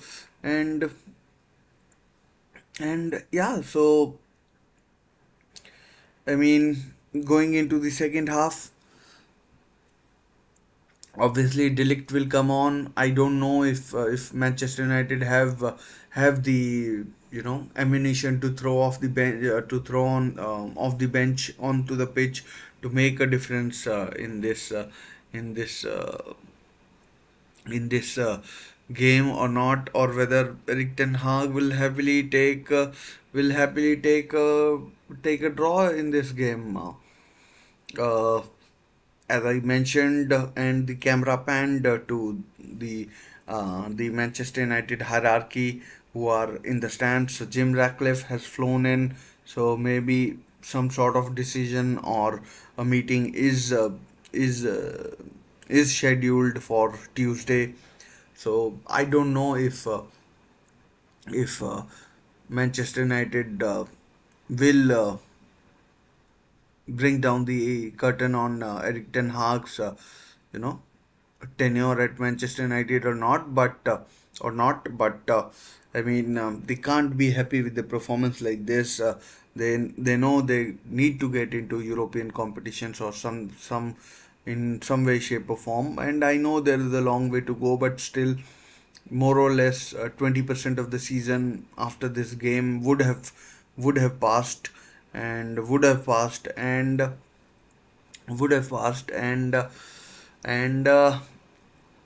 I mean, Manchester United, in terms of big teams, they played Chelsea and Spurs. They still have to play City, uh, Arsenal, Chelsea, Villa. They are playing, and maybe even Newcastle. So I mean, there is a lot of improvement required, and then they have matches in the Carabao Cup. um, I'm not sure where Manchester United have been drawn. They have matches in the Carabao Cup. They have matches in the Europa League as well. Up next, Jose Mourinho's Fenerbahce for Manchester United. So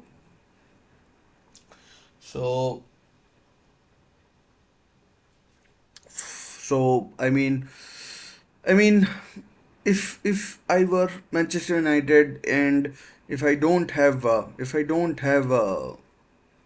replacement lined up, I mean Thomas Tuchel, Graham Potter, and Gareth Southgate. These are the names that have been mentioned. I mean Thomas Tuchel, I'd take at Manchester United, even though I don't care about Manchester United. Uh, but Graham Potter, probably at Chelsea, he was not dealt fair deck of fair hand. Let's call it that. And he he did struggle Chelsea, but his work at Brighton, Swansea, and Ostersund cannot be overlooked.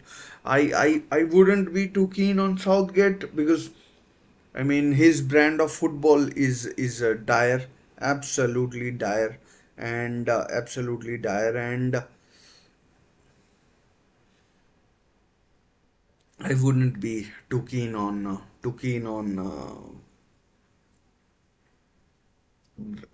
Gareth Southgate. I wouldn't be too keen on Gareth Southgate. So, uh, but Eric Ten Hag up next for Manchester United are Brentford after the international break, and then West Ham as well.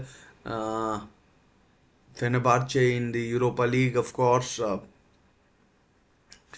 Fenerbahce in the Europa League, of course, which and after two draws against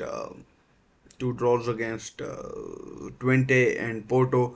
I mean, it won't be easy against the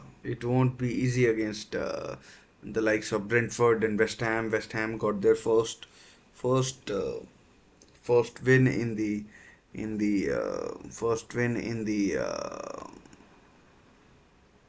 first win at home against Ipswich yesterday, a 4-1 win. So maybe they will be on a high as well. They will be on a high as well. Let me check one thing. Let me just check one thing. So I don't know if you are able to see the poll in the chat or not, but I had a poll running. So we have had 19 votes. We have had 19 votes in that. So so yeah.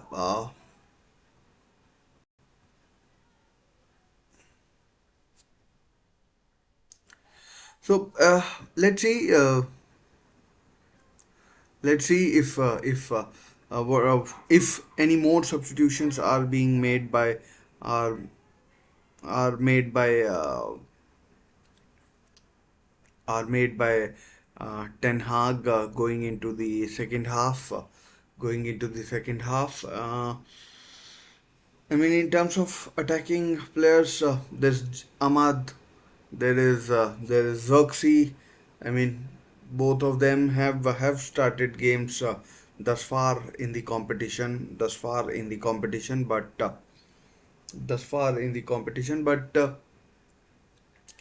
I mean, Ahmad has been impressive. So I expect him to be given time on the pitch. Expect him to be given time on the pitch. The second half can't be that far away. Let's just get ready for the second half of this game between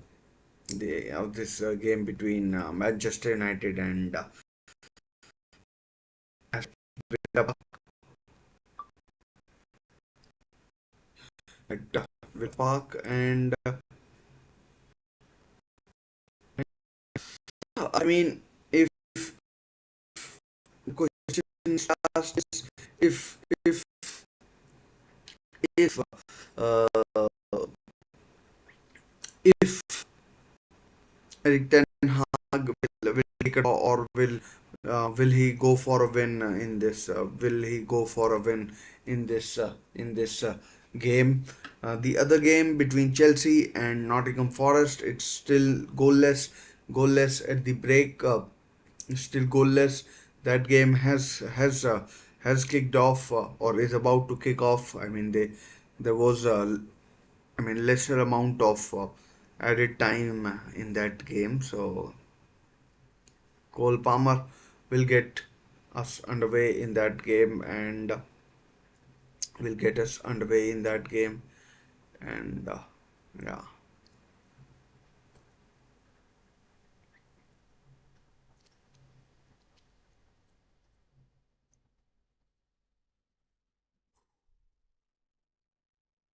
it's Alex Moreno, former Real Betis left back.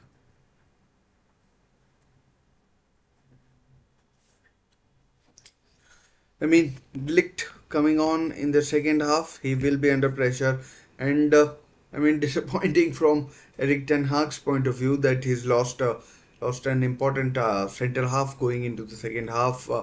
Delict, I mean, he may turn out to be an excellent signing, but so far So far he's been so far he's been I mean, there is a lot to be desired, but he's only new to the league and still maybe learning his trade or something like that. And Kobe Manu getting his instructions already on a yellow, though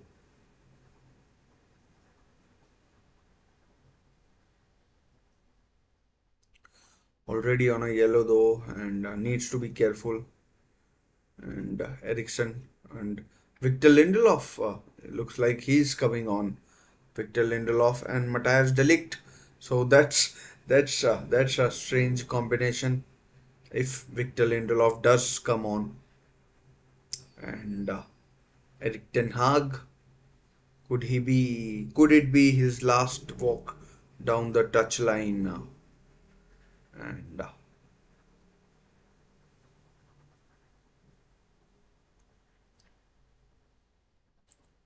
Sandro Martinez, who's been who's been who's been captain on occasions as well. I mean, not getting any minutes so far. And Lindelof. So looks like an all new defensive pairing for an all new defensive pairing for an all new defensive pairing for Manchester United in the heart of the defense so Unai Emery will be pretty happy so far. And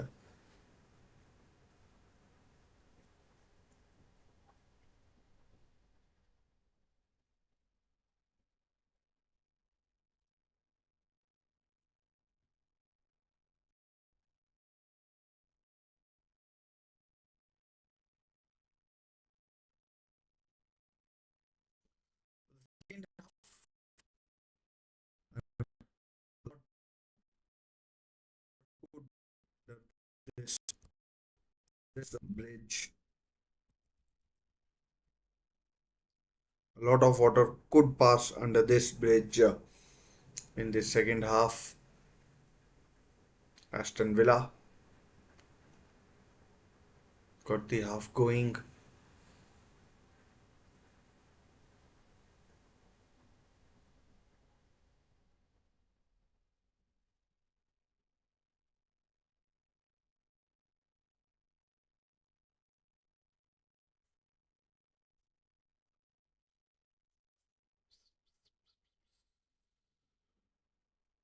No, Johnny Evans is still on the pitch, so not sure who's gone off. I mean, might well be a change of formation for Manchester United. So let's just check out who's gone off for Manchester United. Let's check out. So Mazraoui has gone off. Maybe he got injured as well. So Harry Maguire definitely off. And Nussair Mazraoui. So Lindelof probably at left back or right back, and so two substitutions, both of them I think enforced.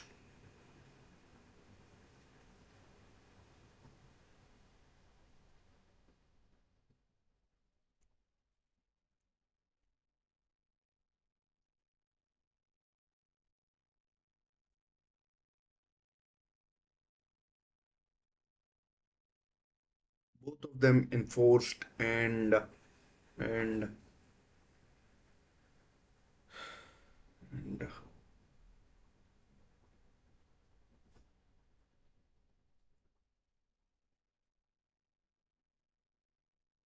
funny how like Manchester United and Liverpool have almost same color combinations as far as their away kits are concerned.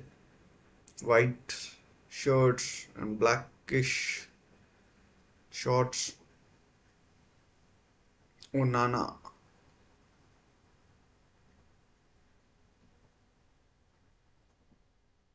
This Rashford. I mean, we didn't see much of Rashford in the second half. Oh, second half of the first half. Kobe Menu. Lines one up. Oh, Kobe Menu. It's Rashford. Rashford! Rashford! Over the bar. Comfortably over the bar. Might have nicked off someone. Might have been a corner. I don't think so.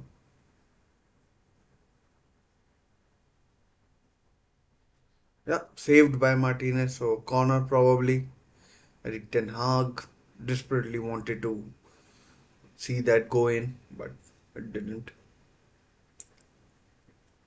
Corner to Manchester United taken by Ericsson.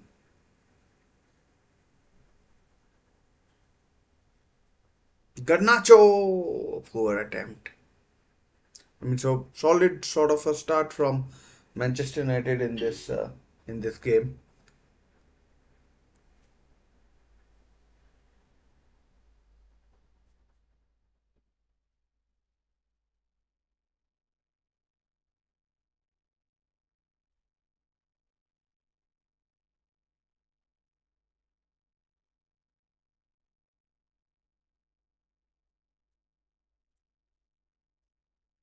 Manchester United, just like the first half, have started the better of the two teams in this second half as well. Here's Kobe Manu involved in pretty much every attack, but loses the ball.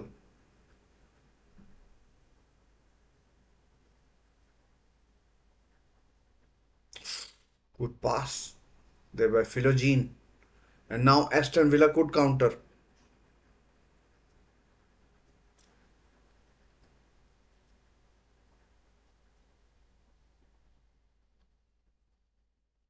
Corner to Aston Villa, all from a Manchester United attack. I mean, they played well, they worked it around and got themselves a corner. Manchester United, that is.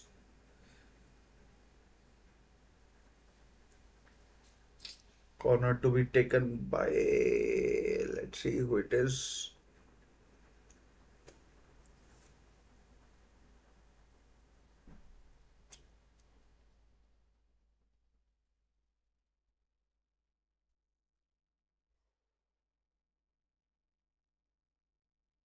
Taken shot. Over and wide. Over and wide from Matty Cash. Oh, Nottingham Forest have taken the lead against Chelsea. Wow, Nottingham Forest, I told you won't be an easy meet, and Nottingham Forest have now taken the lead against Chelsea. Let's see who scored for the Forest team. Let's see who it is. Chris Wood. Chris Wood has given Nottingham Forest the lead. Let's see if they can hold on to that lead.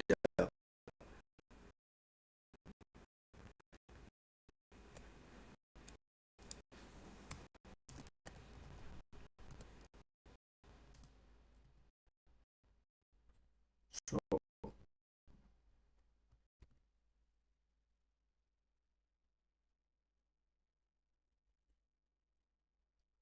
Chris Wood with the goal for Nottingham Forest. This just got interesting. This just got interesting. And now Dallo at left back getting forward.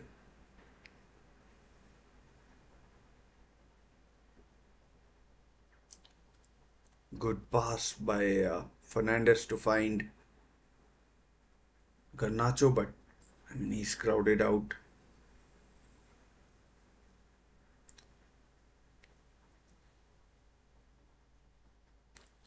Oh, good touch by Rogers. Ollie Watkins. Oh man. I mean, he wants so many touches. This is so frustrating. Imagine if Manchester United go on and score from this.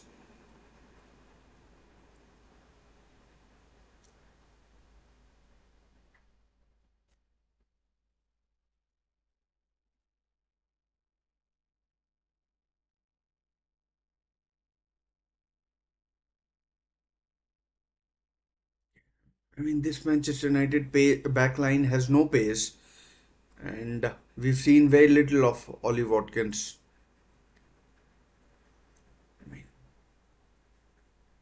I mean, dare I say that Aston Villa are missing Onana?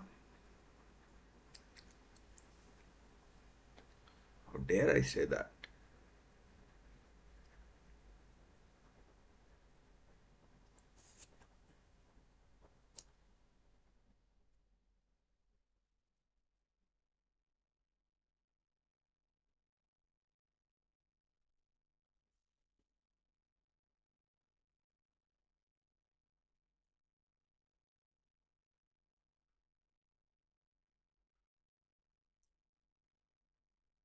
It's 1-1. Noni Madueke has equalized.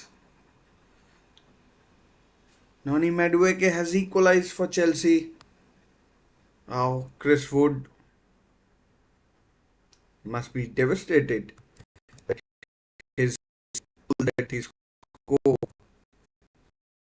material is lead was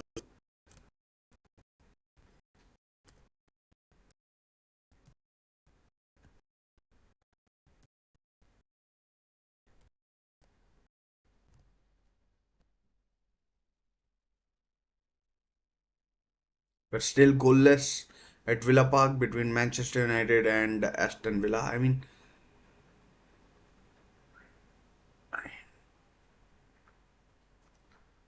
People were talking about that it would be a cakewalk for Aston Villa. It has been far from that. People were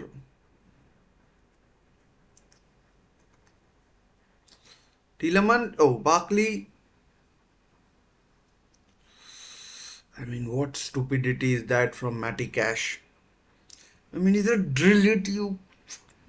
It's not that I'm supporting Aston Villa or anything like that. It's just that what is he trying to do in a crowded penalty box? And now the Polish international is laughing.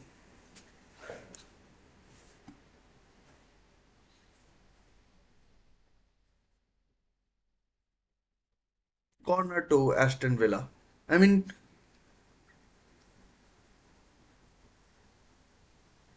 another taken shot.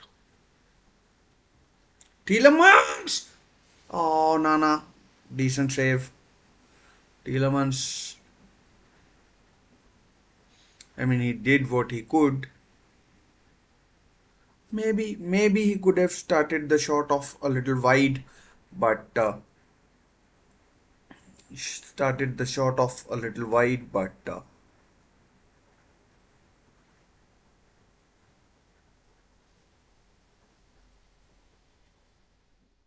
another short corner.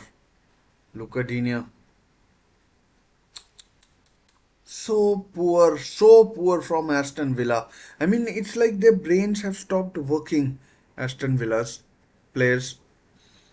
Tielemans did well, but why the fuck are you taking short corners?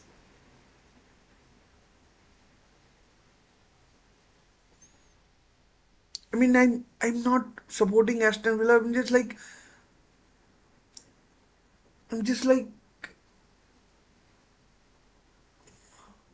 chance for Villa. Watkins. Oh, over the bar, but I think no goal kick. Goal kick. Goal kick. The referee gave a goal kick. Yesterday I was keeping goal and suffered a dislocated finger. You can see the difference between the two. swelling. I mean, Ollie Watkins.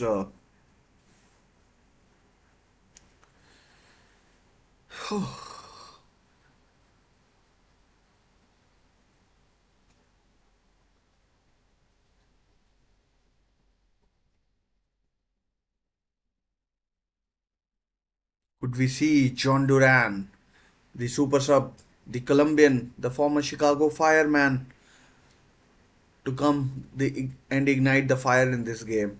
John Duran scored against Bayern Munich. I mean, that is something that you will never take away from him, and that is something that you will never take away from him, and a lot of people can't say that they have a winning goal against Bayern Munich on the series.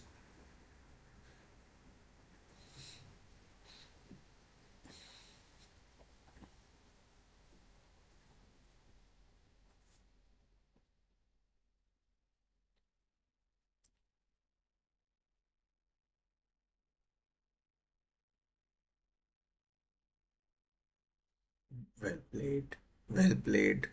His Cash. Rashford tracking back. Oh, that's a foul. That's a foul. That's a foul.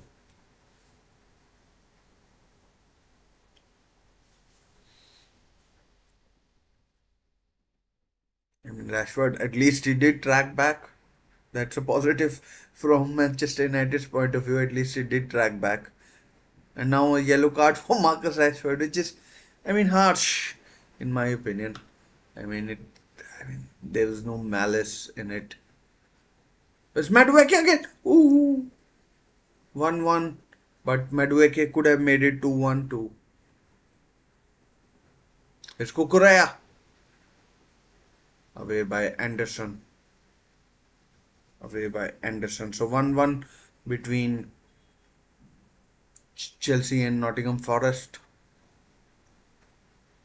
Free kick to Aston Villa from the Rashford foul to be taken by Tielemans. No, no.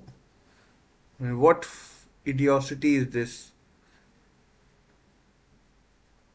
And now they made a pig's ear of that. Ross Barkley, Ollie Watkins. Oh, Ollie Watkins, almost. Ollie Watkins almost, but Delict got his covering right. Half an hour to go in this game, and here comes John Duran and gets a warm round of applause from Villa fans. Here comes a long throw. I mean, Aston Villa now, you know, turning up the screw. I mean, these 30 minutes will be tough for Manchester United defense. And here's Bailey. I mean, oh, that's a foul. I mean, Rashford needs to be careful. Needs to be careful. Just been booked. Another foul by Rashford. Although I think it will only be a word for Marcus Rashford. Although I think it will be only a word for Marcus Rashford. But he needs to be careful. Already on a yellow. Christian Eriksen is already on a yellow. Kobe Manu is already on a yellow. Harry Maguire, although he's been substituted, was also on a yellow. So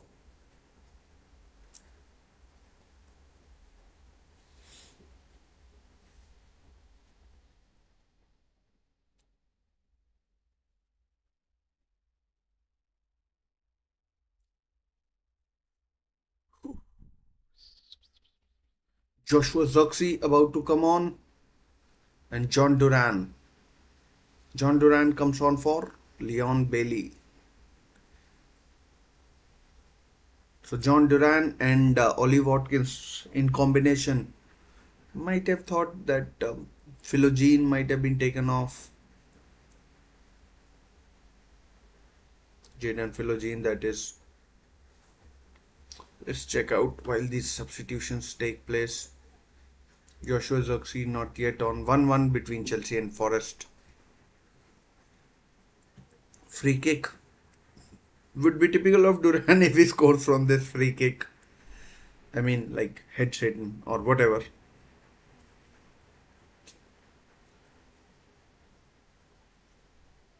Over the bar. I mean, it was tough for Watkins. It was tough for Watkins, but it's over the bar. I mean, he sliced it, and it's like a shot that went way over the bar, far and wide. Here comes Xerxes for number 10. Rashford? Yeah.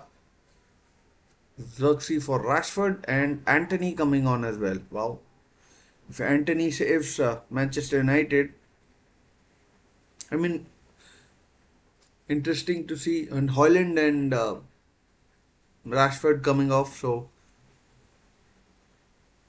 kind of, you could say, sort of a defensive substitution by Eric Ten Hag. Xerxes and Anthony on for Hoyland and Rashford.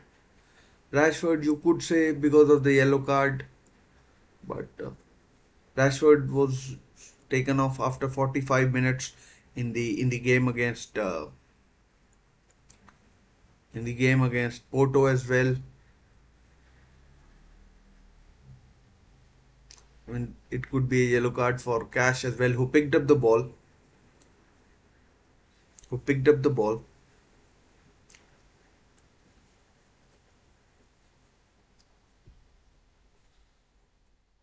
For this Dina. I mean, Matson could come on. Matson could be about to come on for. I mean, I would consider it. I'm not saying he's getting ready or anything like that, but he could come on for Villa. And to be honest, I don't think Manchester United have got. Oh, here's Watkins. Oh, bad touch. Bad touch. Lets him down, but he still has control. Loses it now, but Villa have a throw in.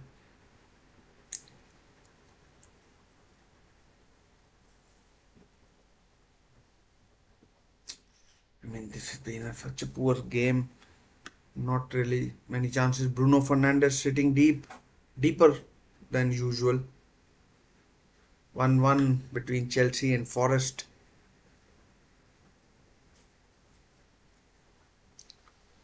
I mean, Bruno not even on a yellow, so no. I mean, very little danger of him getting sent off for a third game in a row, although one was rescinded. Eric Ten Hag and Ruud van Nistelrooy debating something, I guess.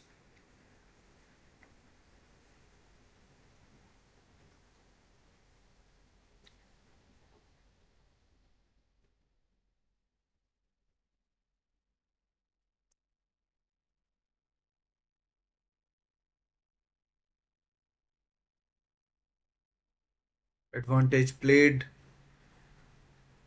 Xerxes down.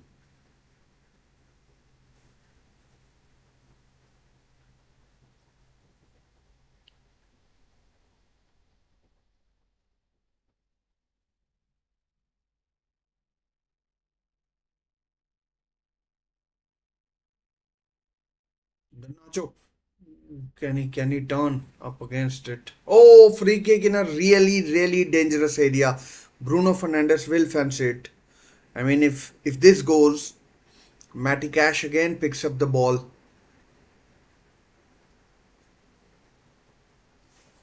I mean, if this goes in, it might cause a minor earthquake on Twitter. Free kick to Manchester United in a really dangerous area for a right footer. And Bruno Fernandes and Christian Eriksen so too. And injury in the Chelsea Forest game.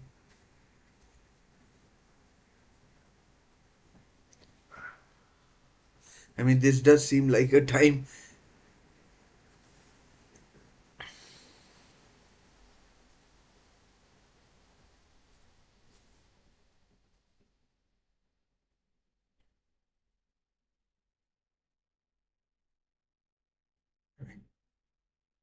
As usual, no one on the line. Free kick to Manchester United. Bruno Fernandes on the left hand side. Off the bar! Off the bar! Bruno Fernandes hits the bar. And then Garnacho puts it wide. Off the bar. Oh man, these are the fine margins. Emiliano Martinez was beaten. Emiliano Martinez was beaten. Wow, Eric Ten Hag. I mean, he can't believe his luck. Can't believe his luck. Oh, on that note, let's have a sip of water. I mean, these are the fine margins.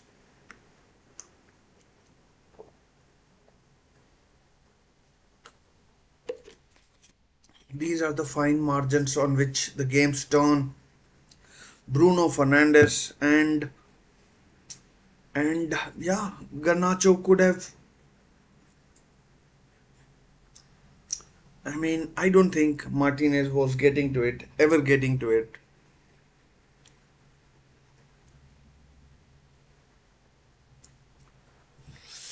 Dear, oh dear. If you are Eric Ten Hag, you'd say, oh wow, so close. Oh, Zoxy. Foul. Free kick to Manchester United in their own half this time. In their own half. And here's that free kick again. Oh man. Bruno Fernandes hits the bar. But Villa survived to fight another day. Here's Barkley.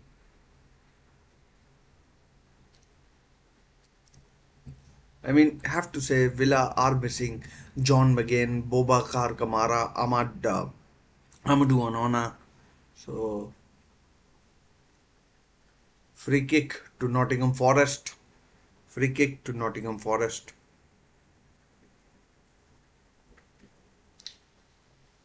And Morgan Rogers and Watkins. I mean, they have been poor, both of them.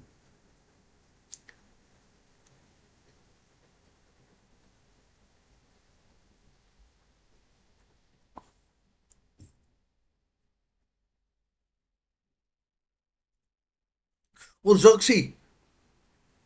No support. No support for the former Bologna man, but Lucas Digne comes back. Luca Digne comes back. Let's see what happened to that free kick. There's Garnacho on the left now. Oh, that free kick has yet to be taken. Might well be Elliot Anderson, Cole Palmer. Maybe he's the one who's considered it. So 20 minutes to go in the Villa versus Manchester United game at Villa Park. And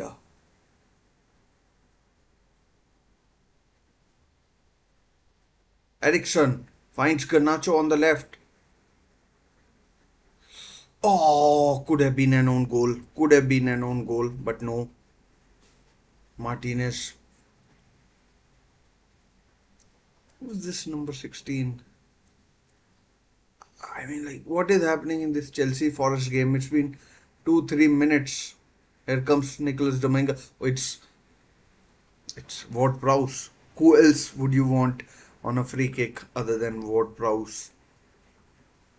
I mean, Ward Prowse rarely goes under the wall, but Jadon Sancho is there under the wall.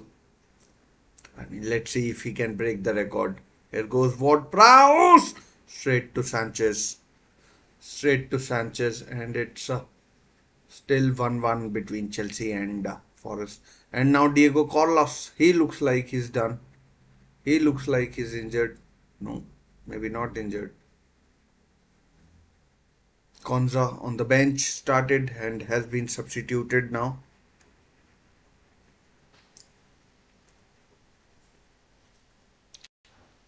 has been substituted now.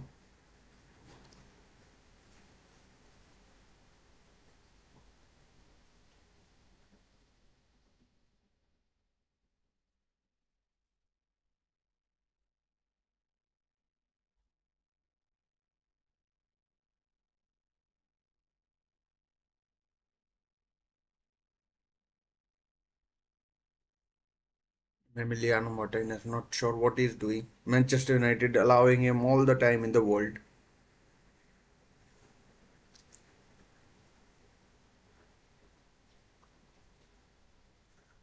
John Duran, does well.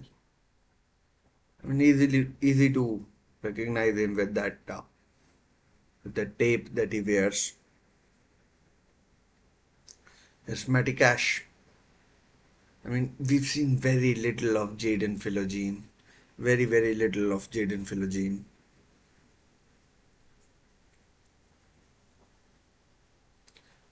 There's Duran and here's Matty Cash. I mean,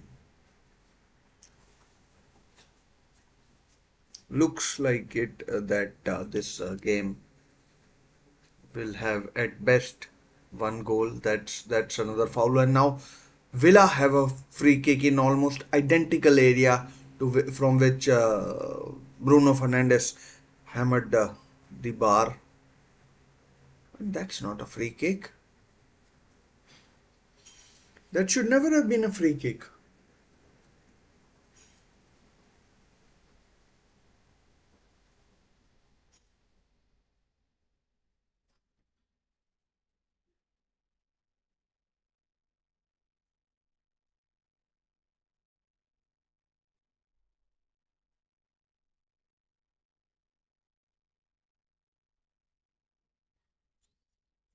Ross Barkley or Jury Tillemans or Lucas Digne.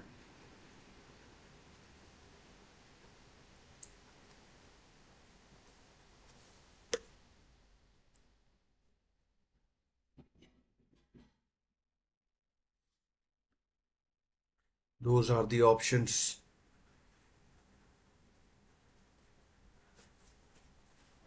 Both matches still on the knife edge.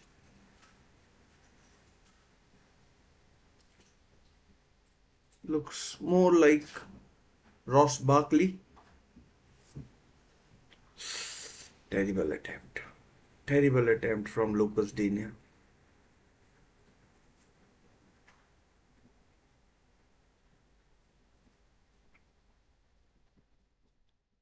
Poor attempt from Lucas Digne.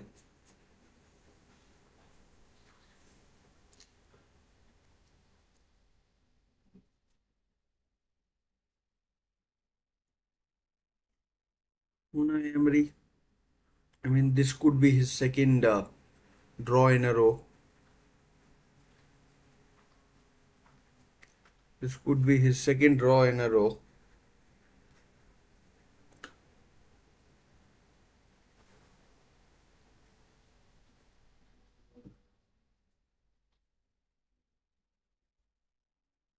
This could be his second draw in a row, and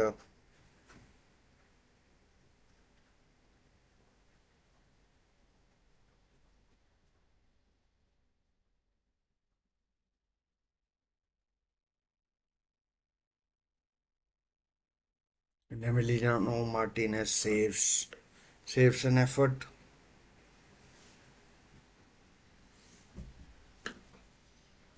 from Anthony. I think it was Anthony, one of the worst signings in the Premier League season, in the Premier League ever, perhaps, if you consider value for money.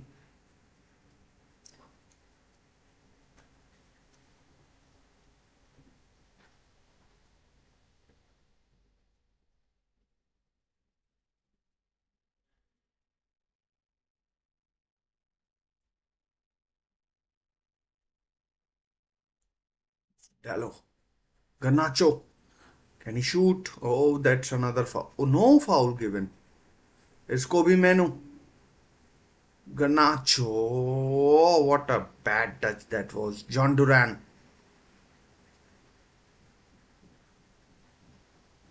Release it, buddy. It's Watkins. Corner. Victor Lindelof concedes a corner.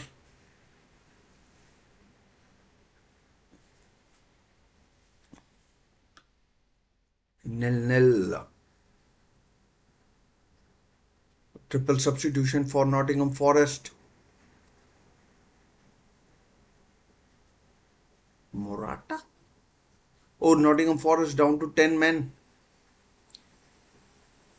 Nottingham Forest down to 10 men. Not sure who's been sent off. It's Aston Villa corner. Let's just check who's been sent off for Nottingham Forest. James Ward-Prowse in the 78th minute. Not sure what happened there, but Ward-Prowse has been sent off.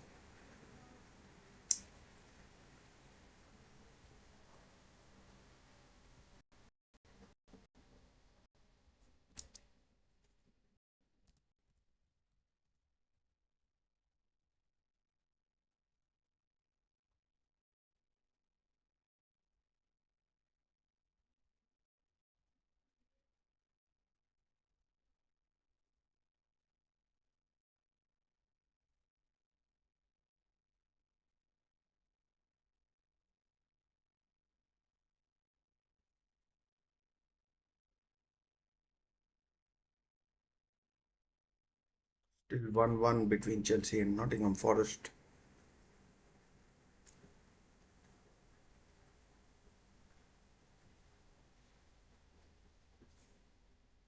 Although that game is 2 or 3 minutes ahead of this.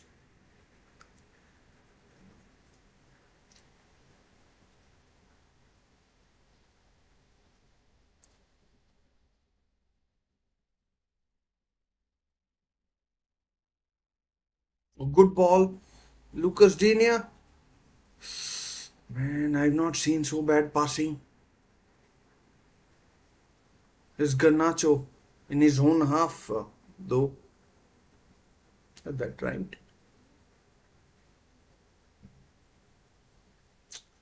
Poor touch from Xerxes. He's not done anything since coming on.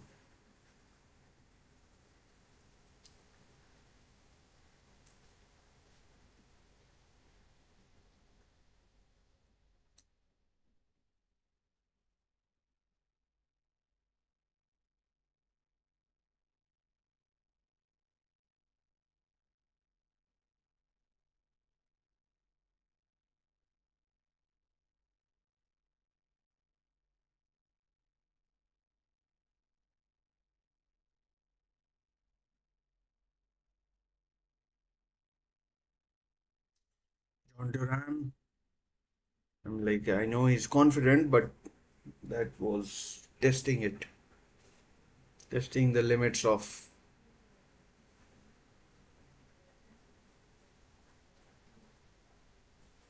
Matt Sells, formerly of Newcastle, now playing for Nottingham Forest. I didn't think he would make it this far, but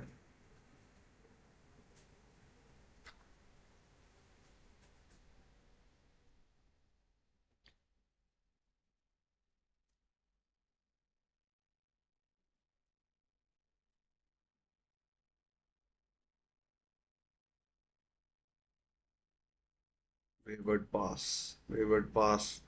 It looks like both teams don't want to lose this game. I mean, I think both teams will take a nil-nil right now.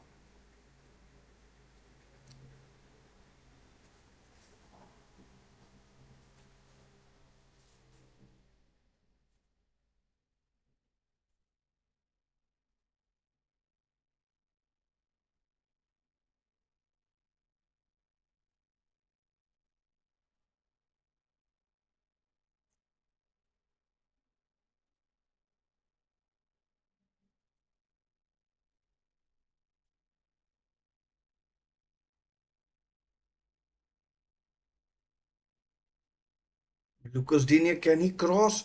He does. Oh, um,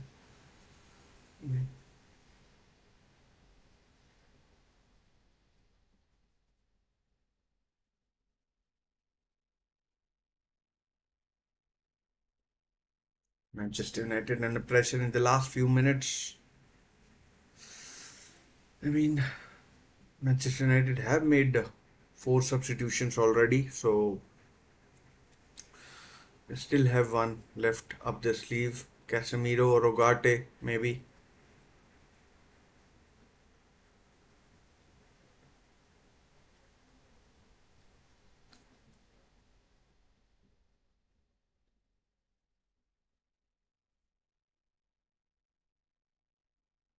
Dinia after a lovely crossfield ball.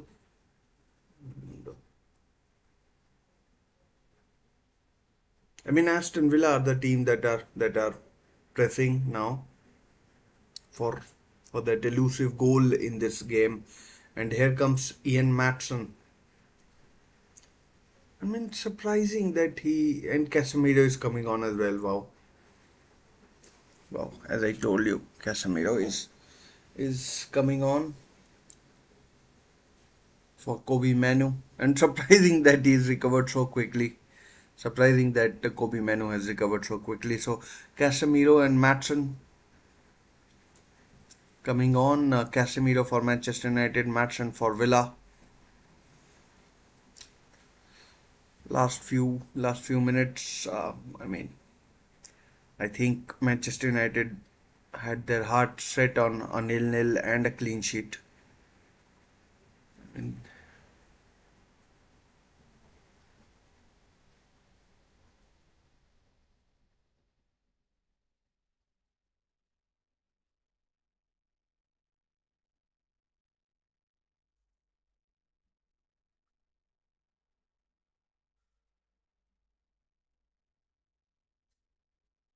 not good from Matson, the Dutch international. He's in the Dutch squad, of course.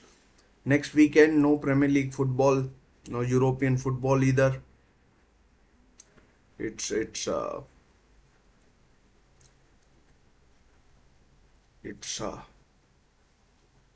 international break. It's the international break.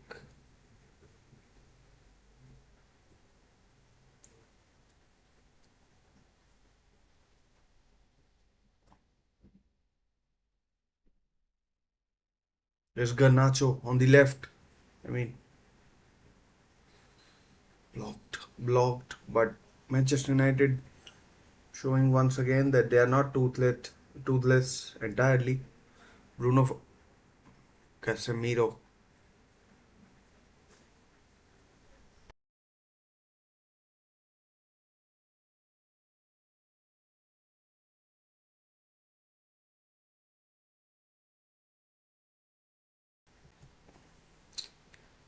I mean, I think both teams now know. I mean, there's no point losing it. There's no point losing it. We might not win it, but let's not lose it. But a free kick conceded by Victor Lindelof taken quickly, and that's a foul, and that's a yellow card for Victor Lindelof.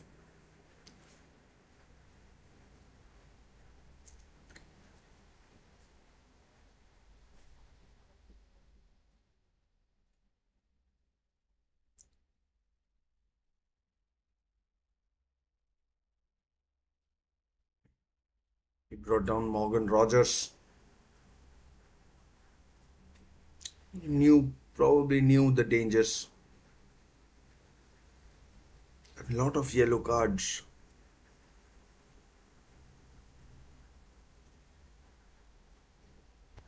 I mean, in the second, after the international break, we will probably see. Still, Chelsea won. Oh, 13 minutes added.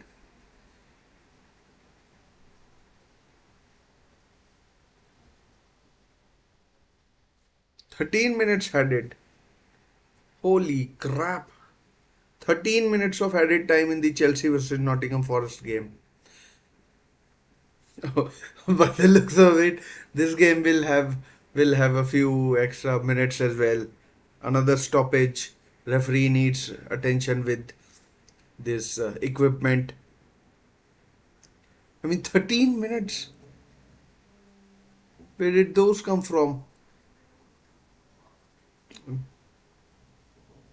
It's Pedro Neto.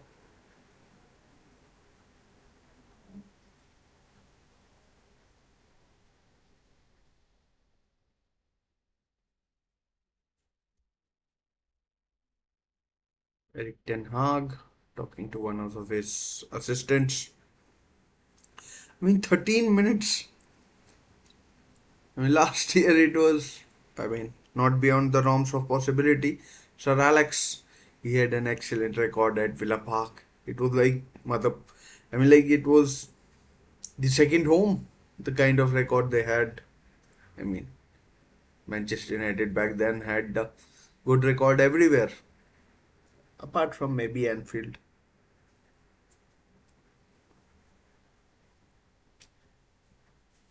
But there is still stoppage. So 1-1. Joao Felix is on the pitch. Tosin is on the pitch. Must have been substitutes.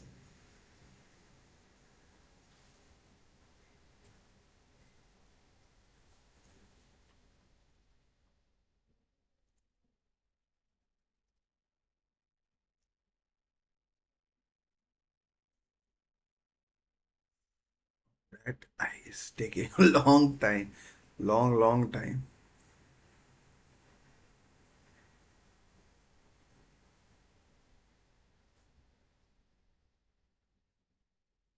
Mudrik is on as well.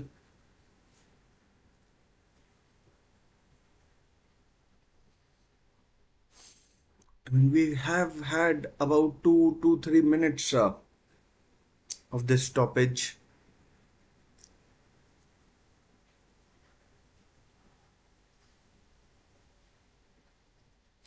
3 minutes of stoppage time. So we'll have 6, 7, 8 minutes in this Manchester United game as well.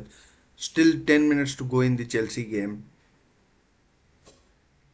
That's a foul. Joao Felix.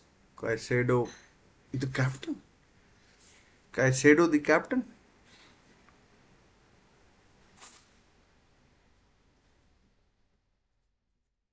Simon Hooper. 6 minutes.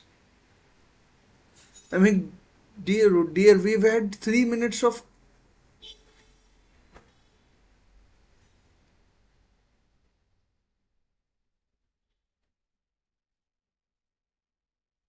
I mean, like,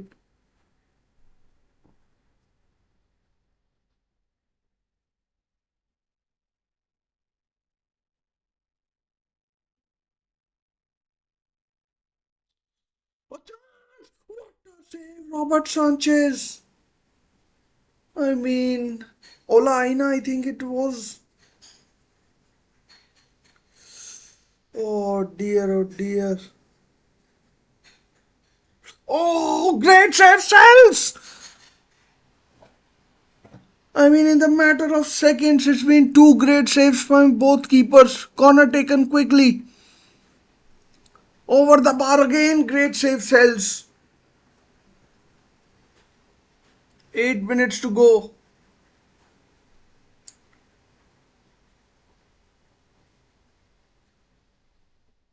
I mean, the Manchester United game is now about to get underway after 6, 7 minutes.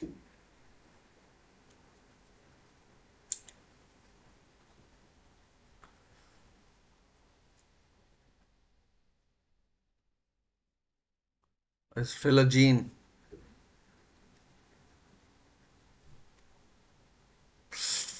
not good, not a good pass, not a good pass.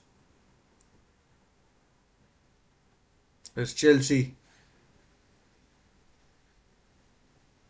wide, wide from Palmer.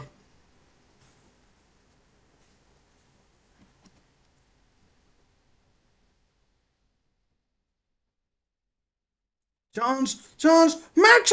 Oh, chance. Oh, wide. Philogene blocked wide by Dallo.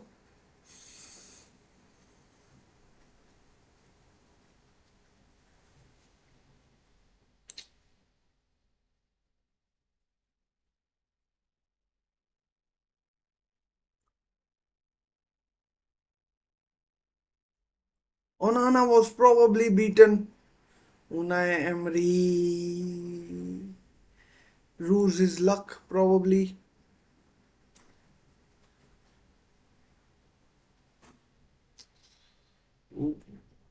Garnacho on the counter.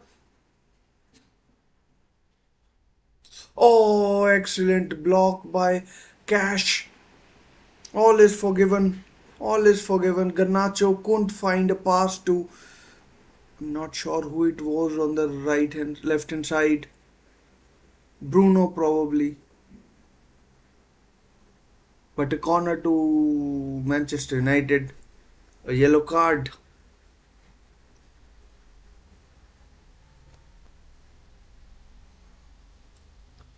for Barkley. First Villa player to be booked today.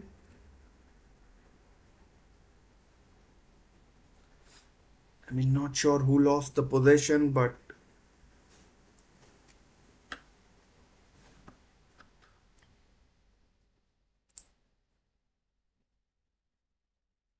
cleared away. But another corner. Let's go to the Chelsea game. Yellow card to Pedro Neto for no, for a foul on someone. 5 minutes to go in that one. Here's Ericsson corner wide header wide from Xerxes. Oh, Evans, Johnny Evans heads it wide.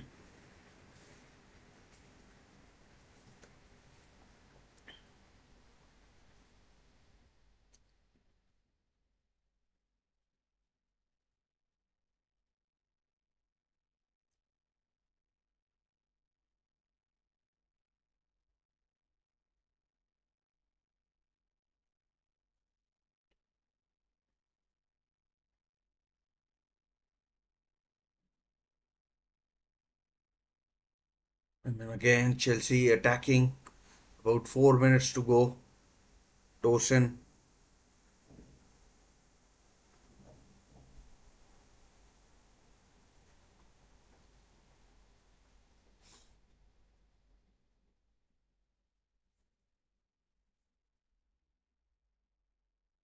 Foul on Yates. Free kick to Manchester United to be taken by Andre Onana.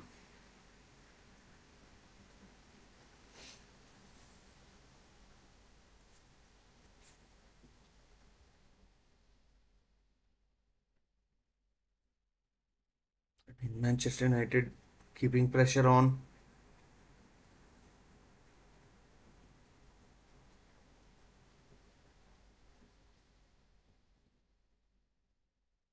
Garnacho, can it keep it in? No. I mean, he does keep it in.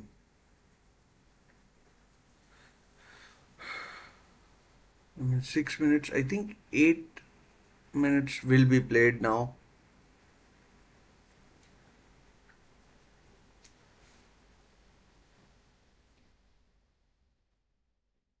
Should be Martinez's.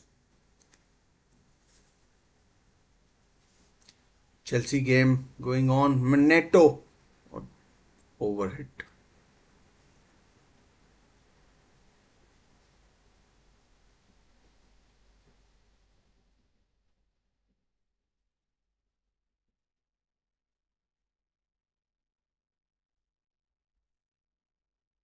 As Villa on what could be their last attack of the game.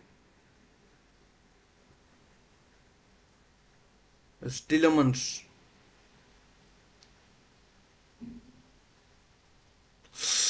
Wide. And that could well be it for Aston Villa attacking, I think. That could well be it for Aston Villa attacking.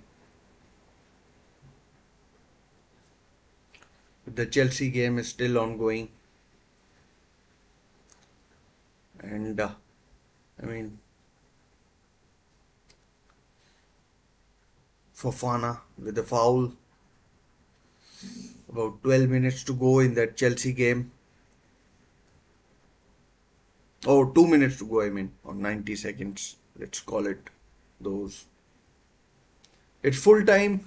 Aston Villa nil, Manchester United nil. Full time. What? What of Eric Ten Hag now? What of Eric Ten Hag now? That's the question that everyone will ask, be asking, and will be, will be a real poor quality game if you ask me. Focus now on now on Manchester United hierarchy. Eric Ten Hag had apparently got 2 games to save his job. He's drawn both. He's not won any. He's drawn both, and he's drawn both. And 40 seconds remaining in the Chelsea game. 40 game of the second in the Chelsea. Let's see it out before talking about Eric Ten Hag and this game. Have a corner. 80 seconds left now. So the Chelsea game still going on, 1-1, as you can see. Got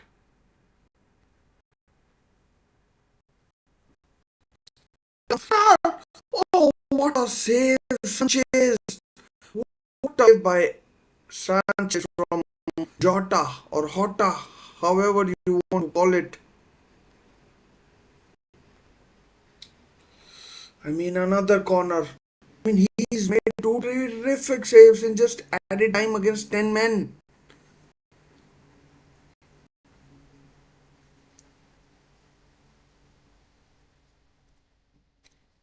This time they probably won't be taking it short. But then you never know.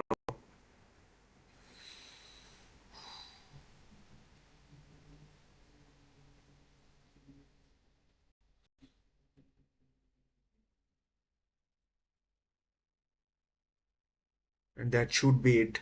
That should be it for the Chelsea game. It's full time in the Chelsea game. Full time in the game, and it finishes 1-1, 1-1 in the Chelsea game, and both games have ended up in draws. Superb saves in added on time from both goalkeepers Matt Sells and Robert Sanchez. Robert Sanchez made 2. If Sanchez hadn't made those saves, then Matt Sells would probably not have needed that save. Sorry, Matt Sells wouldn't have uh, required that save. That save. So so yeah.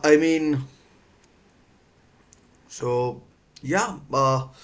What of Eric Ten Hag now? What of Chelsea now? We will be looking at the table as well.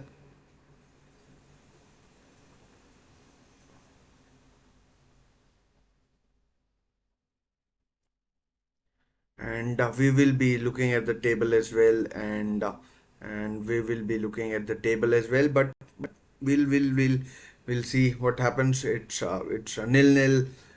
Villa are in 5th place, in 14th position. Newcastle 6th. Chelsea are on 14 points as well, and yeah. Uh,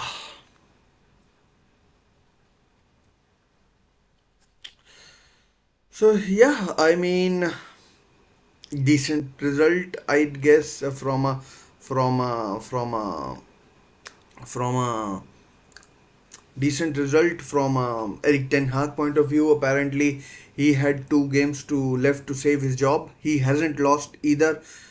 Bruno Fernandes smacked the bar, smacked the bar with a terrific free kick. And I mean, Manchester United could easily have won this game. Uh, Andre Onana, I don't think had too many big saves to make. Too many big saves to make. Manchester United, no, Villa Park is not an easy place. I mean, Villa Park after that game against Bayern Munich were perhaps on a real high, and it, you sometimes we don't understand how much a game can take out of professional footballers. And so Aston Villa were perhaps not at their best today rather. And I mean, a goalless draw against Manchester United is probably not the best result. Last year they lost this game 2-1. Scott McTominay scoring a late goal, and late goal to break Villa hearts, and late goal to break Villa hearts. But for now, it's nil. And I mean, if you ask me, I, regardless of the win, I I I would have gotten rid of Eric Ten Hag. I would have gotten rid of Eric Ten Hag. You can't be leaving it like two games, two games, two games. Now what do you do? What do you do with two games gone? Both have been drawn against one against Porto, one against Aston Villa. Up next, I think Brentford for Manchester United at home, Old Trafford. Brentford are in decent nick. They beat Wolves. They beat Wolves 5-3, 5-3 yesterday, and 5-3 yesterday. And I mean, the way Manchester United are playing, it won't be an easy game for Manchester United unless Eric Ten Hag can Eric Ten Hag can pull pull a rabbit out of hat. So so unless Eric Ten Hag pulls a rabbit out of hat, it won't be an easy game. Manchester United have not been in the best of forms. I mean, Manchester United. Let's put it this way: out of the seven, out of out of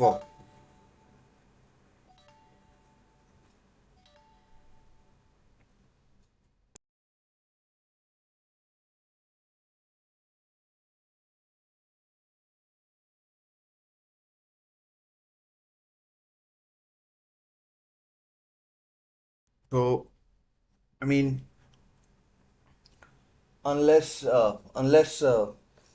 there's a huge change, unless there's a huge change, I would perhaps get rid of Eric Ten Hag. Don't think that's sustainable. What is sustainable?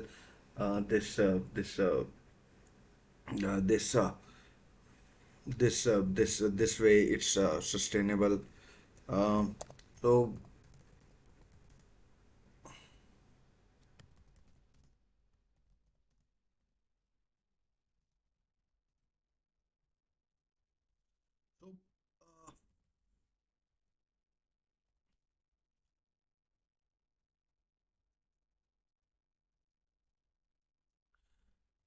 I mean, that's what I have typed, and I would honestly get get rid of Eric Ten Hag. Honestly, I mean, I'm not a Manchester United fan, and nor do I am saying that they need to listen to me. They need to listen to me, and they need to listen to me, but uh, you can't be, you can't be living and you know by two games. One point that I was making was that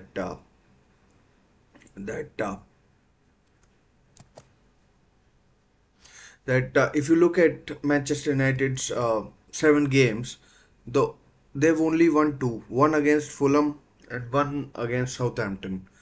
They have been hammered by Spurs and Liverpool. They've been hammered by Spurs and Liverpool. It's. I mean, can you see honestly see things changing? Because I can't. I genuinely can't, and there's a lot of contradictions. There's a lot of contradictions in the way Eric Ten Hag has been going about his business his business. I mean, dropping his main center half, Lisandro Martinez, longest serving center half. No, I mean like uh, apart from Harry Maguire, he's been he's been he's been he's been he's been he's been he's been one of the first signings and one of the successful signings that Manchester United have made, and if he's getting dropped third year into his tenure, then that doesn't bode well for Manchester United, honestly. For Manchester United, honestly, and yeah, so uh, I would genuinely consider getting rid of Erik Ten Hag. I mean, and yeah, so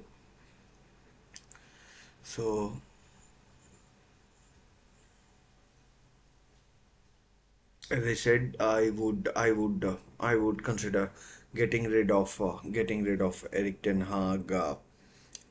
What Manchester United are doing is not exactly sustainable, and yeah, I know that maybe Manchester United don't have anyone lined up or something like that, and if and if and if Ruud van Nistelrooy isn't ready, then it's hard to do. But given the contradictions that Erik Ten Hag has in what is being displayed by him, it's better to I'd suggest better to get rid of him than stick with him, and because I mean because in the long run that is not going to render you any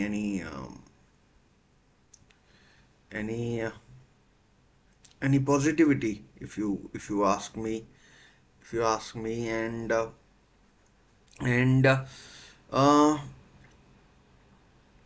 would you give him one more game? I don't think that's a good idea. I don't think that's a good idea for Manchester United, and I don't think that's a good idea for Manchester United. They'd be actually running out of games to uh, to play and yeah. So I'll close this poll now. I guess this poll has run its course, and many teams, Manchester United, after 8 games, are now on what? After 7 games, are now on 8 points. The other teams could well be beginning to steal a march when it comes to Champions League places.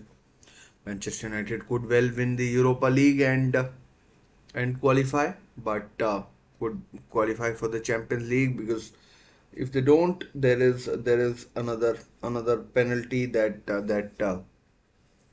there's another penalty that could affect their PSR issues. That could affect their PSR issues. So I mean, is it? I mean, is it sustainable from a Manchester United point of view? That's for fans to decide, and the ownership, of course, it is for them to decide as well. It is for them to decide as well. But I mean, if I am a Manchester United fan, which I'm not, but if I am, I'd be asking myself, what am I getting to see? In terms of attack, there is no plan. In terms of midfield, the new signing Ugarte got 0 minutes in both the games during the week. Uh, during the week, and Martinez is dropped. Martinez has been dropped. So I mean, it. I mean, where is the money going? Where is the money going that we are spending, and where is the money going where we are spending, and yeah. So I'd say Eric Ten Hag days could well be very few, very few. I mean, if you look at today's game, there was uh, there was no pattern. I mean, it looked like Manchester United had decided to just go for a nil-nil or a sort of a draw, and if Aston Villa had taken the lead, they would have considered attacking, but uh, but uh, but yeah, but yeah, so but yeah, so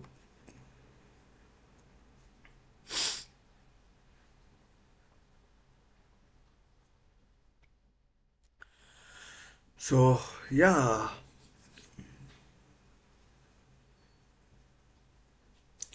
so that's where I am at. And even today, uh, it could have been Eric Ten Hag's it could have been Eric Ten Hag's last game. Could still well be his last game. Could well still be his last game. Uh, if I am a Manchester United fan, and there are plenty, I am not. Uh, just start afresh. There's no point keeping it, because when the push comes to shove, he always reverts to type, and his explanation is just trophies, trophies, trophies. I mean, if he wins Europa League, well, fair due to him, but doesn't look like the way Manchester United are playing. It doesn't look like that they will win the Europa League. They will win the Europa League. I genuinely doubt that Manchester United will win the Europa League, but uh, yeah. So, and he's lost his center half today in Harry Maguire, which is bad enough as well. Which is bad enough as well for him. Johnny Evans now playing. Is he now up in the pecking order? Is he now up in the pecking order? And is he now up in the pecking order, Harry Maguire? And has he already lost patience with Delict and Martinez? So Xerxes, he doesn't look like a signing that will keep defenders awake at night. Marcus Rashford 63 minutes and then getting taken off. There's no wow factor in this Manchester United team. There is just no wow factor, and I mean, at least under different managers, there were wins where there were convincing performances, and in the last 8 to 10 months, apart from maybe the FA Cup against the um, Premier League champions Manchester City, there hasn't been any wow factor or wins that you could be I mean, like, say, yeah, that was, I remember that game, that was a superb game, for Manchester United or whatever. But I mean, I just don't remember any good game, between any good game involving Manchester United, for Manchester United. It's been boring stuff. It's been boring Manchester United. It's it's uh, it's uh, it's that simple for me. That simple for me, and uh, even today it seemed like a team news and a performance where it felt like at least I have a reason to, if I am asked to explain, I can explain what happened, what didn't happen, or whatever. So that way is, I feel like that performance was like, and at this stage where Manchester United might be in 13th or 12th position, and I don't know if Manchester United are fine with how they are, then fair enough. But for me, I mean, not good enough, not good enough at all, not good enough at all, and not good enough at all, and they need to, and I mean, rest of the teams would be like, keep Eric Ten Hag in the job. It's fine by us, fine by us, fine by us. We are happy. We are happy, and yeah. So that's how I feel about it. Let's just talk about the Chelsea game as well. Let's just talk about the Chelsea game as well. They were in action. They drew 1-1. Played about 20-25 minutes against 10 men and could have lost it. Their keeper Robert Sanchez made two absolutely fine saves. One from Ola Aina, I think, and one from Hota to deny Forest, and to deny Forest, and Chelsea could have easily lost. So I mean, as a Newcastle fan, I am happy that they are still within bounds, just 2 points, and there's still there is still you know still a long way to go. About 80%, more than 80% of the season still to go, and if Spurs win tonight, where are Spurs? I mean, they could go up to sixth. They could go up to sixth, and they could go up to sixth. But Newcastle United haven't, without having to play well, have been in the hunt, and I mean, if we can get to January, keeping in touch, then maybe there is hope. So as far as Chelsea are concerned, I mean, a bad result for them against Forest, Forest for them a good result. It's 2 seasons now that they have gone unbeaten in the Premier League at Stamford Bridge, and I mean those saves from Robert Sanchez when Forest were down to 10 men were absolutely astounding. If you get the chance to watch the highlights, watch them. I mean he might have cost Chelsea 2 goals last weekend against Brighton, but today Robert Sanchez earned his money. Absolutely earned his money. He was fantastic.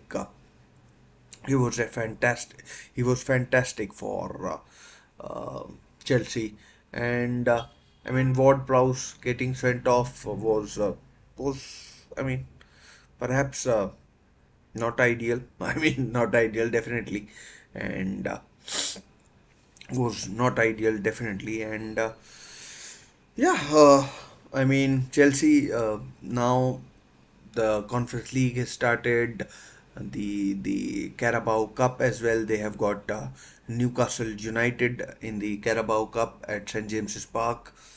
I feel if Newcastle United play the way we have been playing, we could actually I mean get through this Chelsea side if let's say Cole Palmer is not at his best or not performing or isn't playing or is rested or whatever injured or I mean I don't wish injury on any player. I know how bad it is. I've got an injury of mine right now. So so if he isn't involved, then Newcastle United have a fair enough. I mean, more than a fair chance. We beaten we beaten Chelsea twice at Stamford Bridge, and even at St James's Park, and even last season when in the Carabao Cup quarter-final, it was. I mean, if it was up to me, I would have punched Jared Gillett in the face for the bad refereeing that he delivered in the game uh, at uh, at Stamford Bridge. I mean, those were horrific, horrific tackles that he was letting go. The kind by Moises Caicedo and others. It was absolutely horrific, and it was absolutely horrific from Jared Gillett, and yeah, I mean it was absolutely horrific from Jared Gillett, and yeah, so Chelsea, I mean they utilized their full squad today. I will come back to Eric Ten Hag.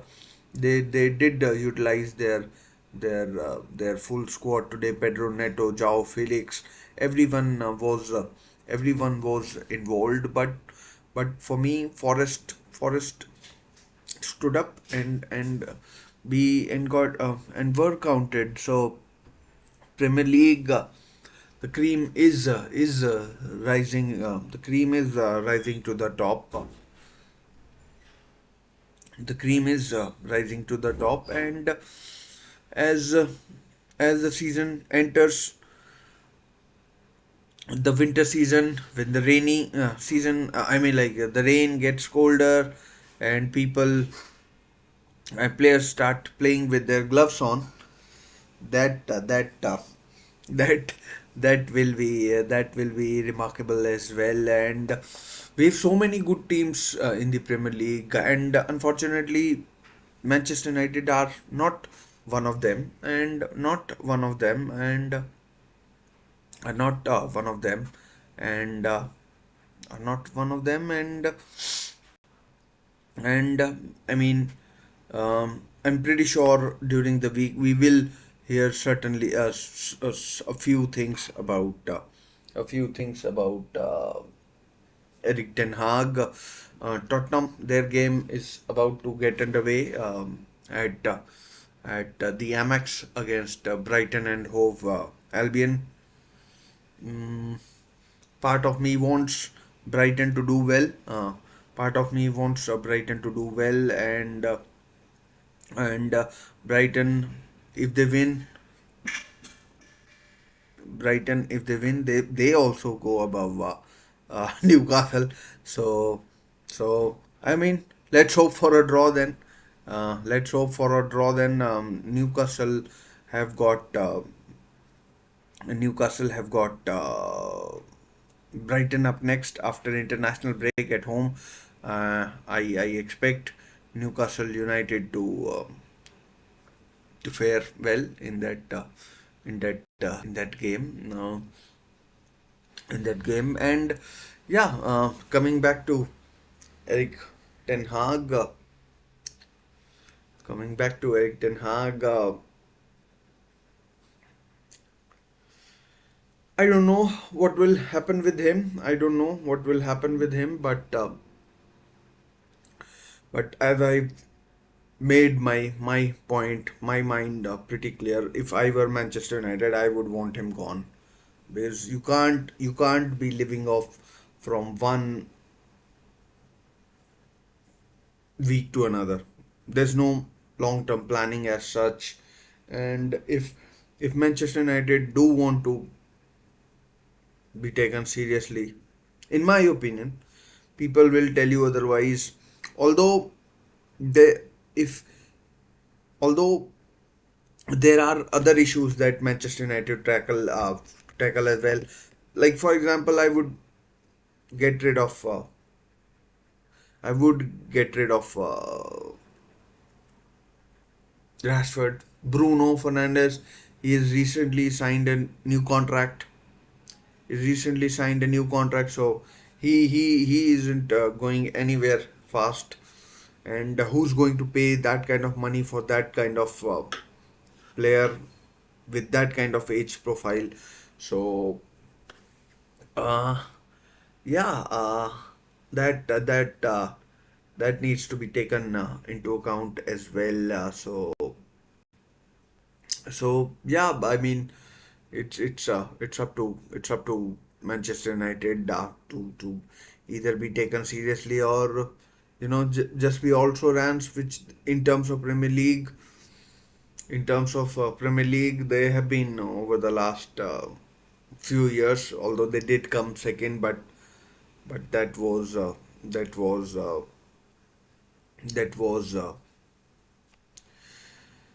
I mean, more by accident than by design. Don't think they were. I don't think they were ever, serious contenders or anything like that. Anything like that. So anything like that. The Spurs game. I mean, Manchester United currently are 14th on 8 points. Still 14th. Dear oh dear. After 7 games, that is almost 20% of the season. I mean, I mean, at least 19, 18, 19% of the season. So fair amount of, fair amount of, fair amount of, data we have or knowledge we have to make a decision. So that ways, that ways, I mean, that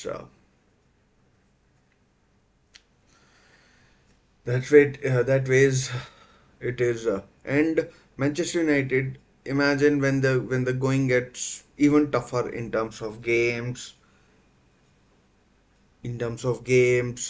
per week, and when the play likes of Manchester City, Chelsea, Arsenal, Newcastle, West Ham away. I mean, what kind of performance will they deliver? Or when they have to, when the onus is on them to come out and perform, and and and oh, just realize I have got the spelling of what Prowse long.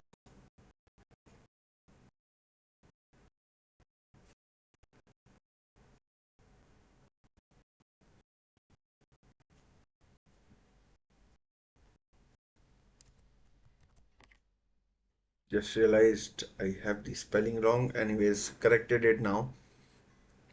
Corrected it now. So, I mean, Dan Ashworth, I'm not a big fan of him. He was at at Newcastle. I mean, didn't cover himself in glory with. I mean, he might have felt hard done by as well, but he didn't cover himself in glory with how he behaved. He should have acted professionally, but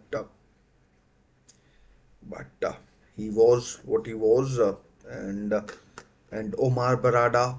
These two people, these two people might be influential. One is a CEO, one is a sporting director or director of football. Jason Wilcox, technical director. So these people will be tasked with finding a solution, long term solution. I mean, Manchester United can't be afford to losing can't be losing money. Uh, you know. Hi, Laser. So, hello,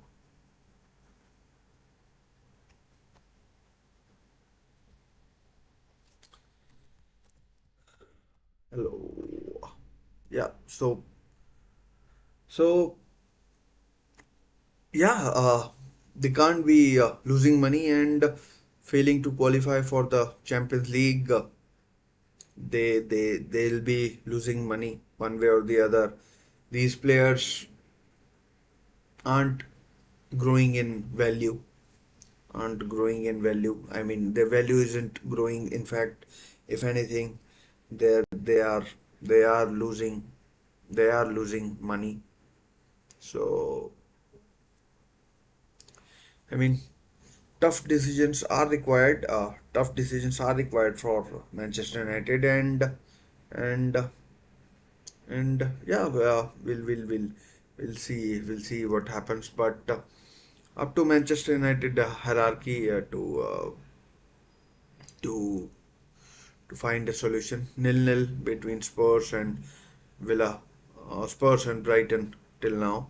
And guys, if you're watching, please do consider subscribing to the channel, and please also leave a like on the video. Helps the channel grow. And yeah, so if you have any thoughts on Eric Ten Hag, I've told you that my um, feeling would be to get rid of Eric Ten Hag. You cannot be living from two games to two games to two games.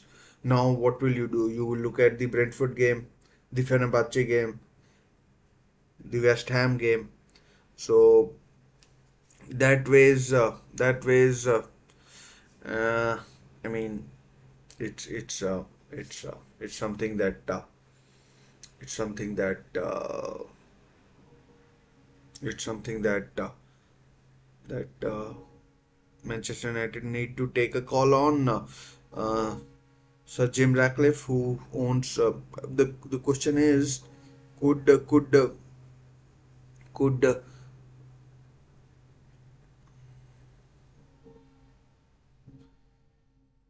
yeah. I mean, I don't want to.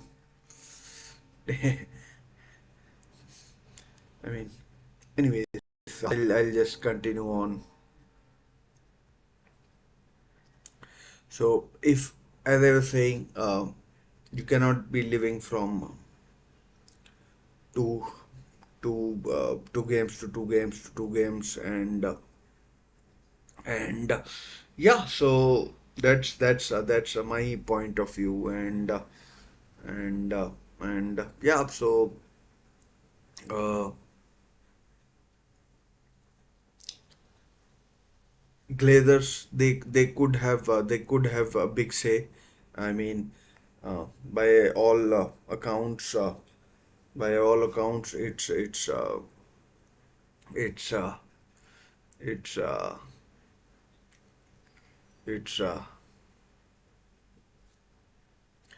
by all accounts, Ineos that look at the sporting side of things, but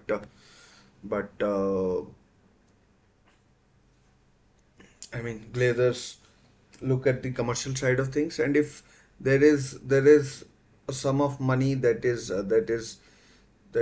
involved, then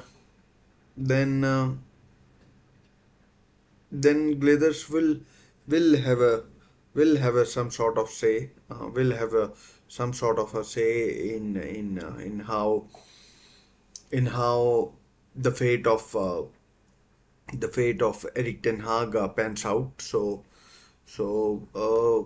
Yeah, I mean, I would love to hear your thoughts on Eric Ten Hag. Your thoughts on Eric Ten Hag, if Eric Ten Hag is doing a good job or not. So, I mean, if you have anything to say about Eric Ten Hag, whether you would want him to stay or not, because for me, I've told you, for me, it's gone a bit too far, and gone a bit too far, and yeah.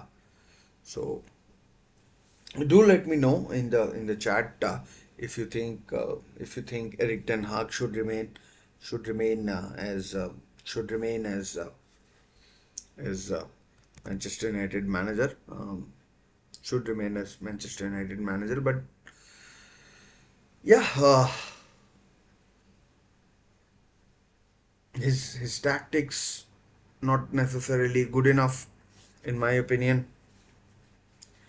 Not necessarily good enough, in my opinion, and not necessarily good enough, in my opinion, and yeah. So yeah, that's my take on it, and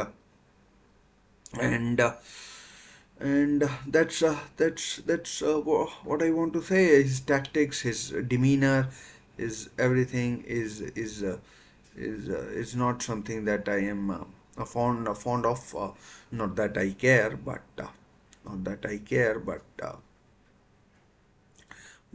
yeah. So that's where I'll leave it at that, and yeah. So would want to hear more about what you think from an Aston Villa point of view. I'd say it was a sort of a game that okay. The good thing was that they didn't lose. I mean, they didn't win, they didn't lose. So they didn't win, they didn't lose. They kept at it. They knew that maybe physically, emotionally, mentally, they weren't ready for this game after the efforts that they put in, and the efforts that they put in on the Wednesday night against Bayern Munich, and against Bayern Munich and against Bayern Munich, and they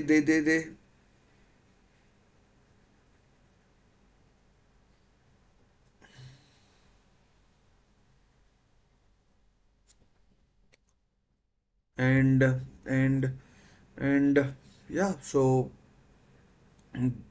from a Villa point of view, a good result for the villains. They will find out this season that playing in the Champions League, and they will find out in that playing in the Champions League along with the along with the along with the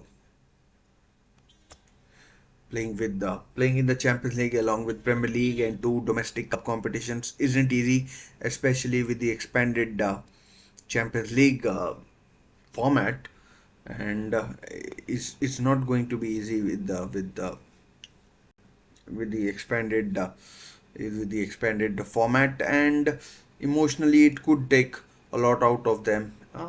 By my reckoning, they will play at least 10 games, in they will play at least 10 games in the Champions League. I expect them to qualify for the for the knockout phase at least, and the playoff round, that is. And who knows where they go from there. So where they go from there. So yeah, that's that was an excellent result from from a Villa point of view. What of Eric Ten Hag? We will find out later. I think I've rambled long enough.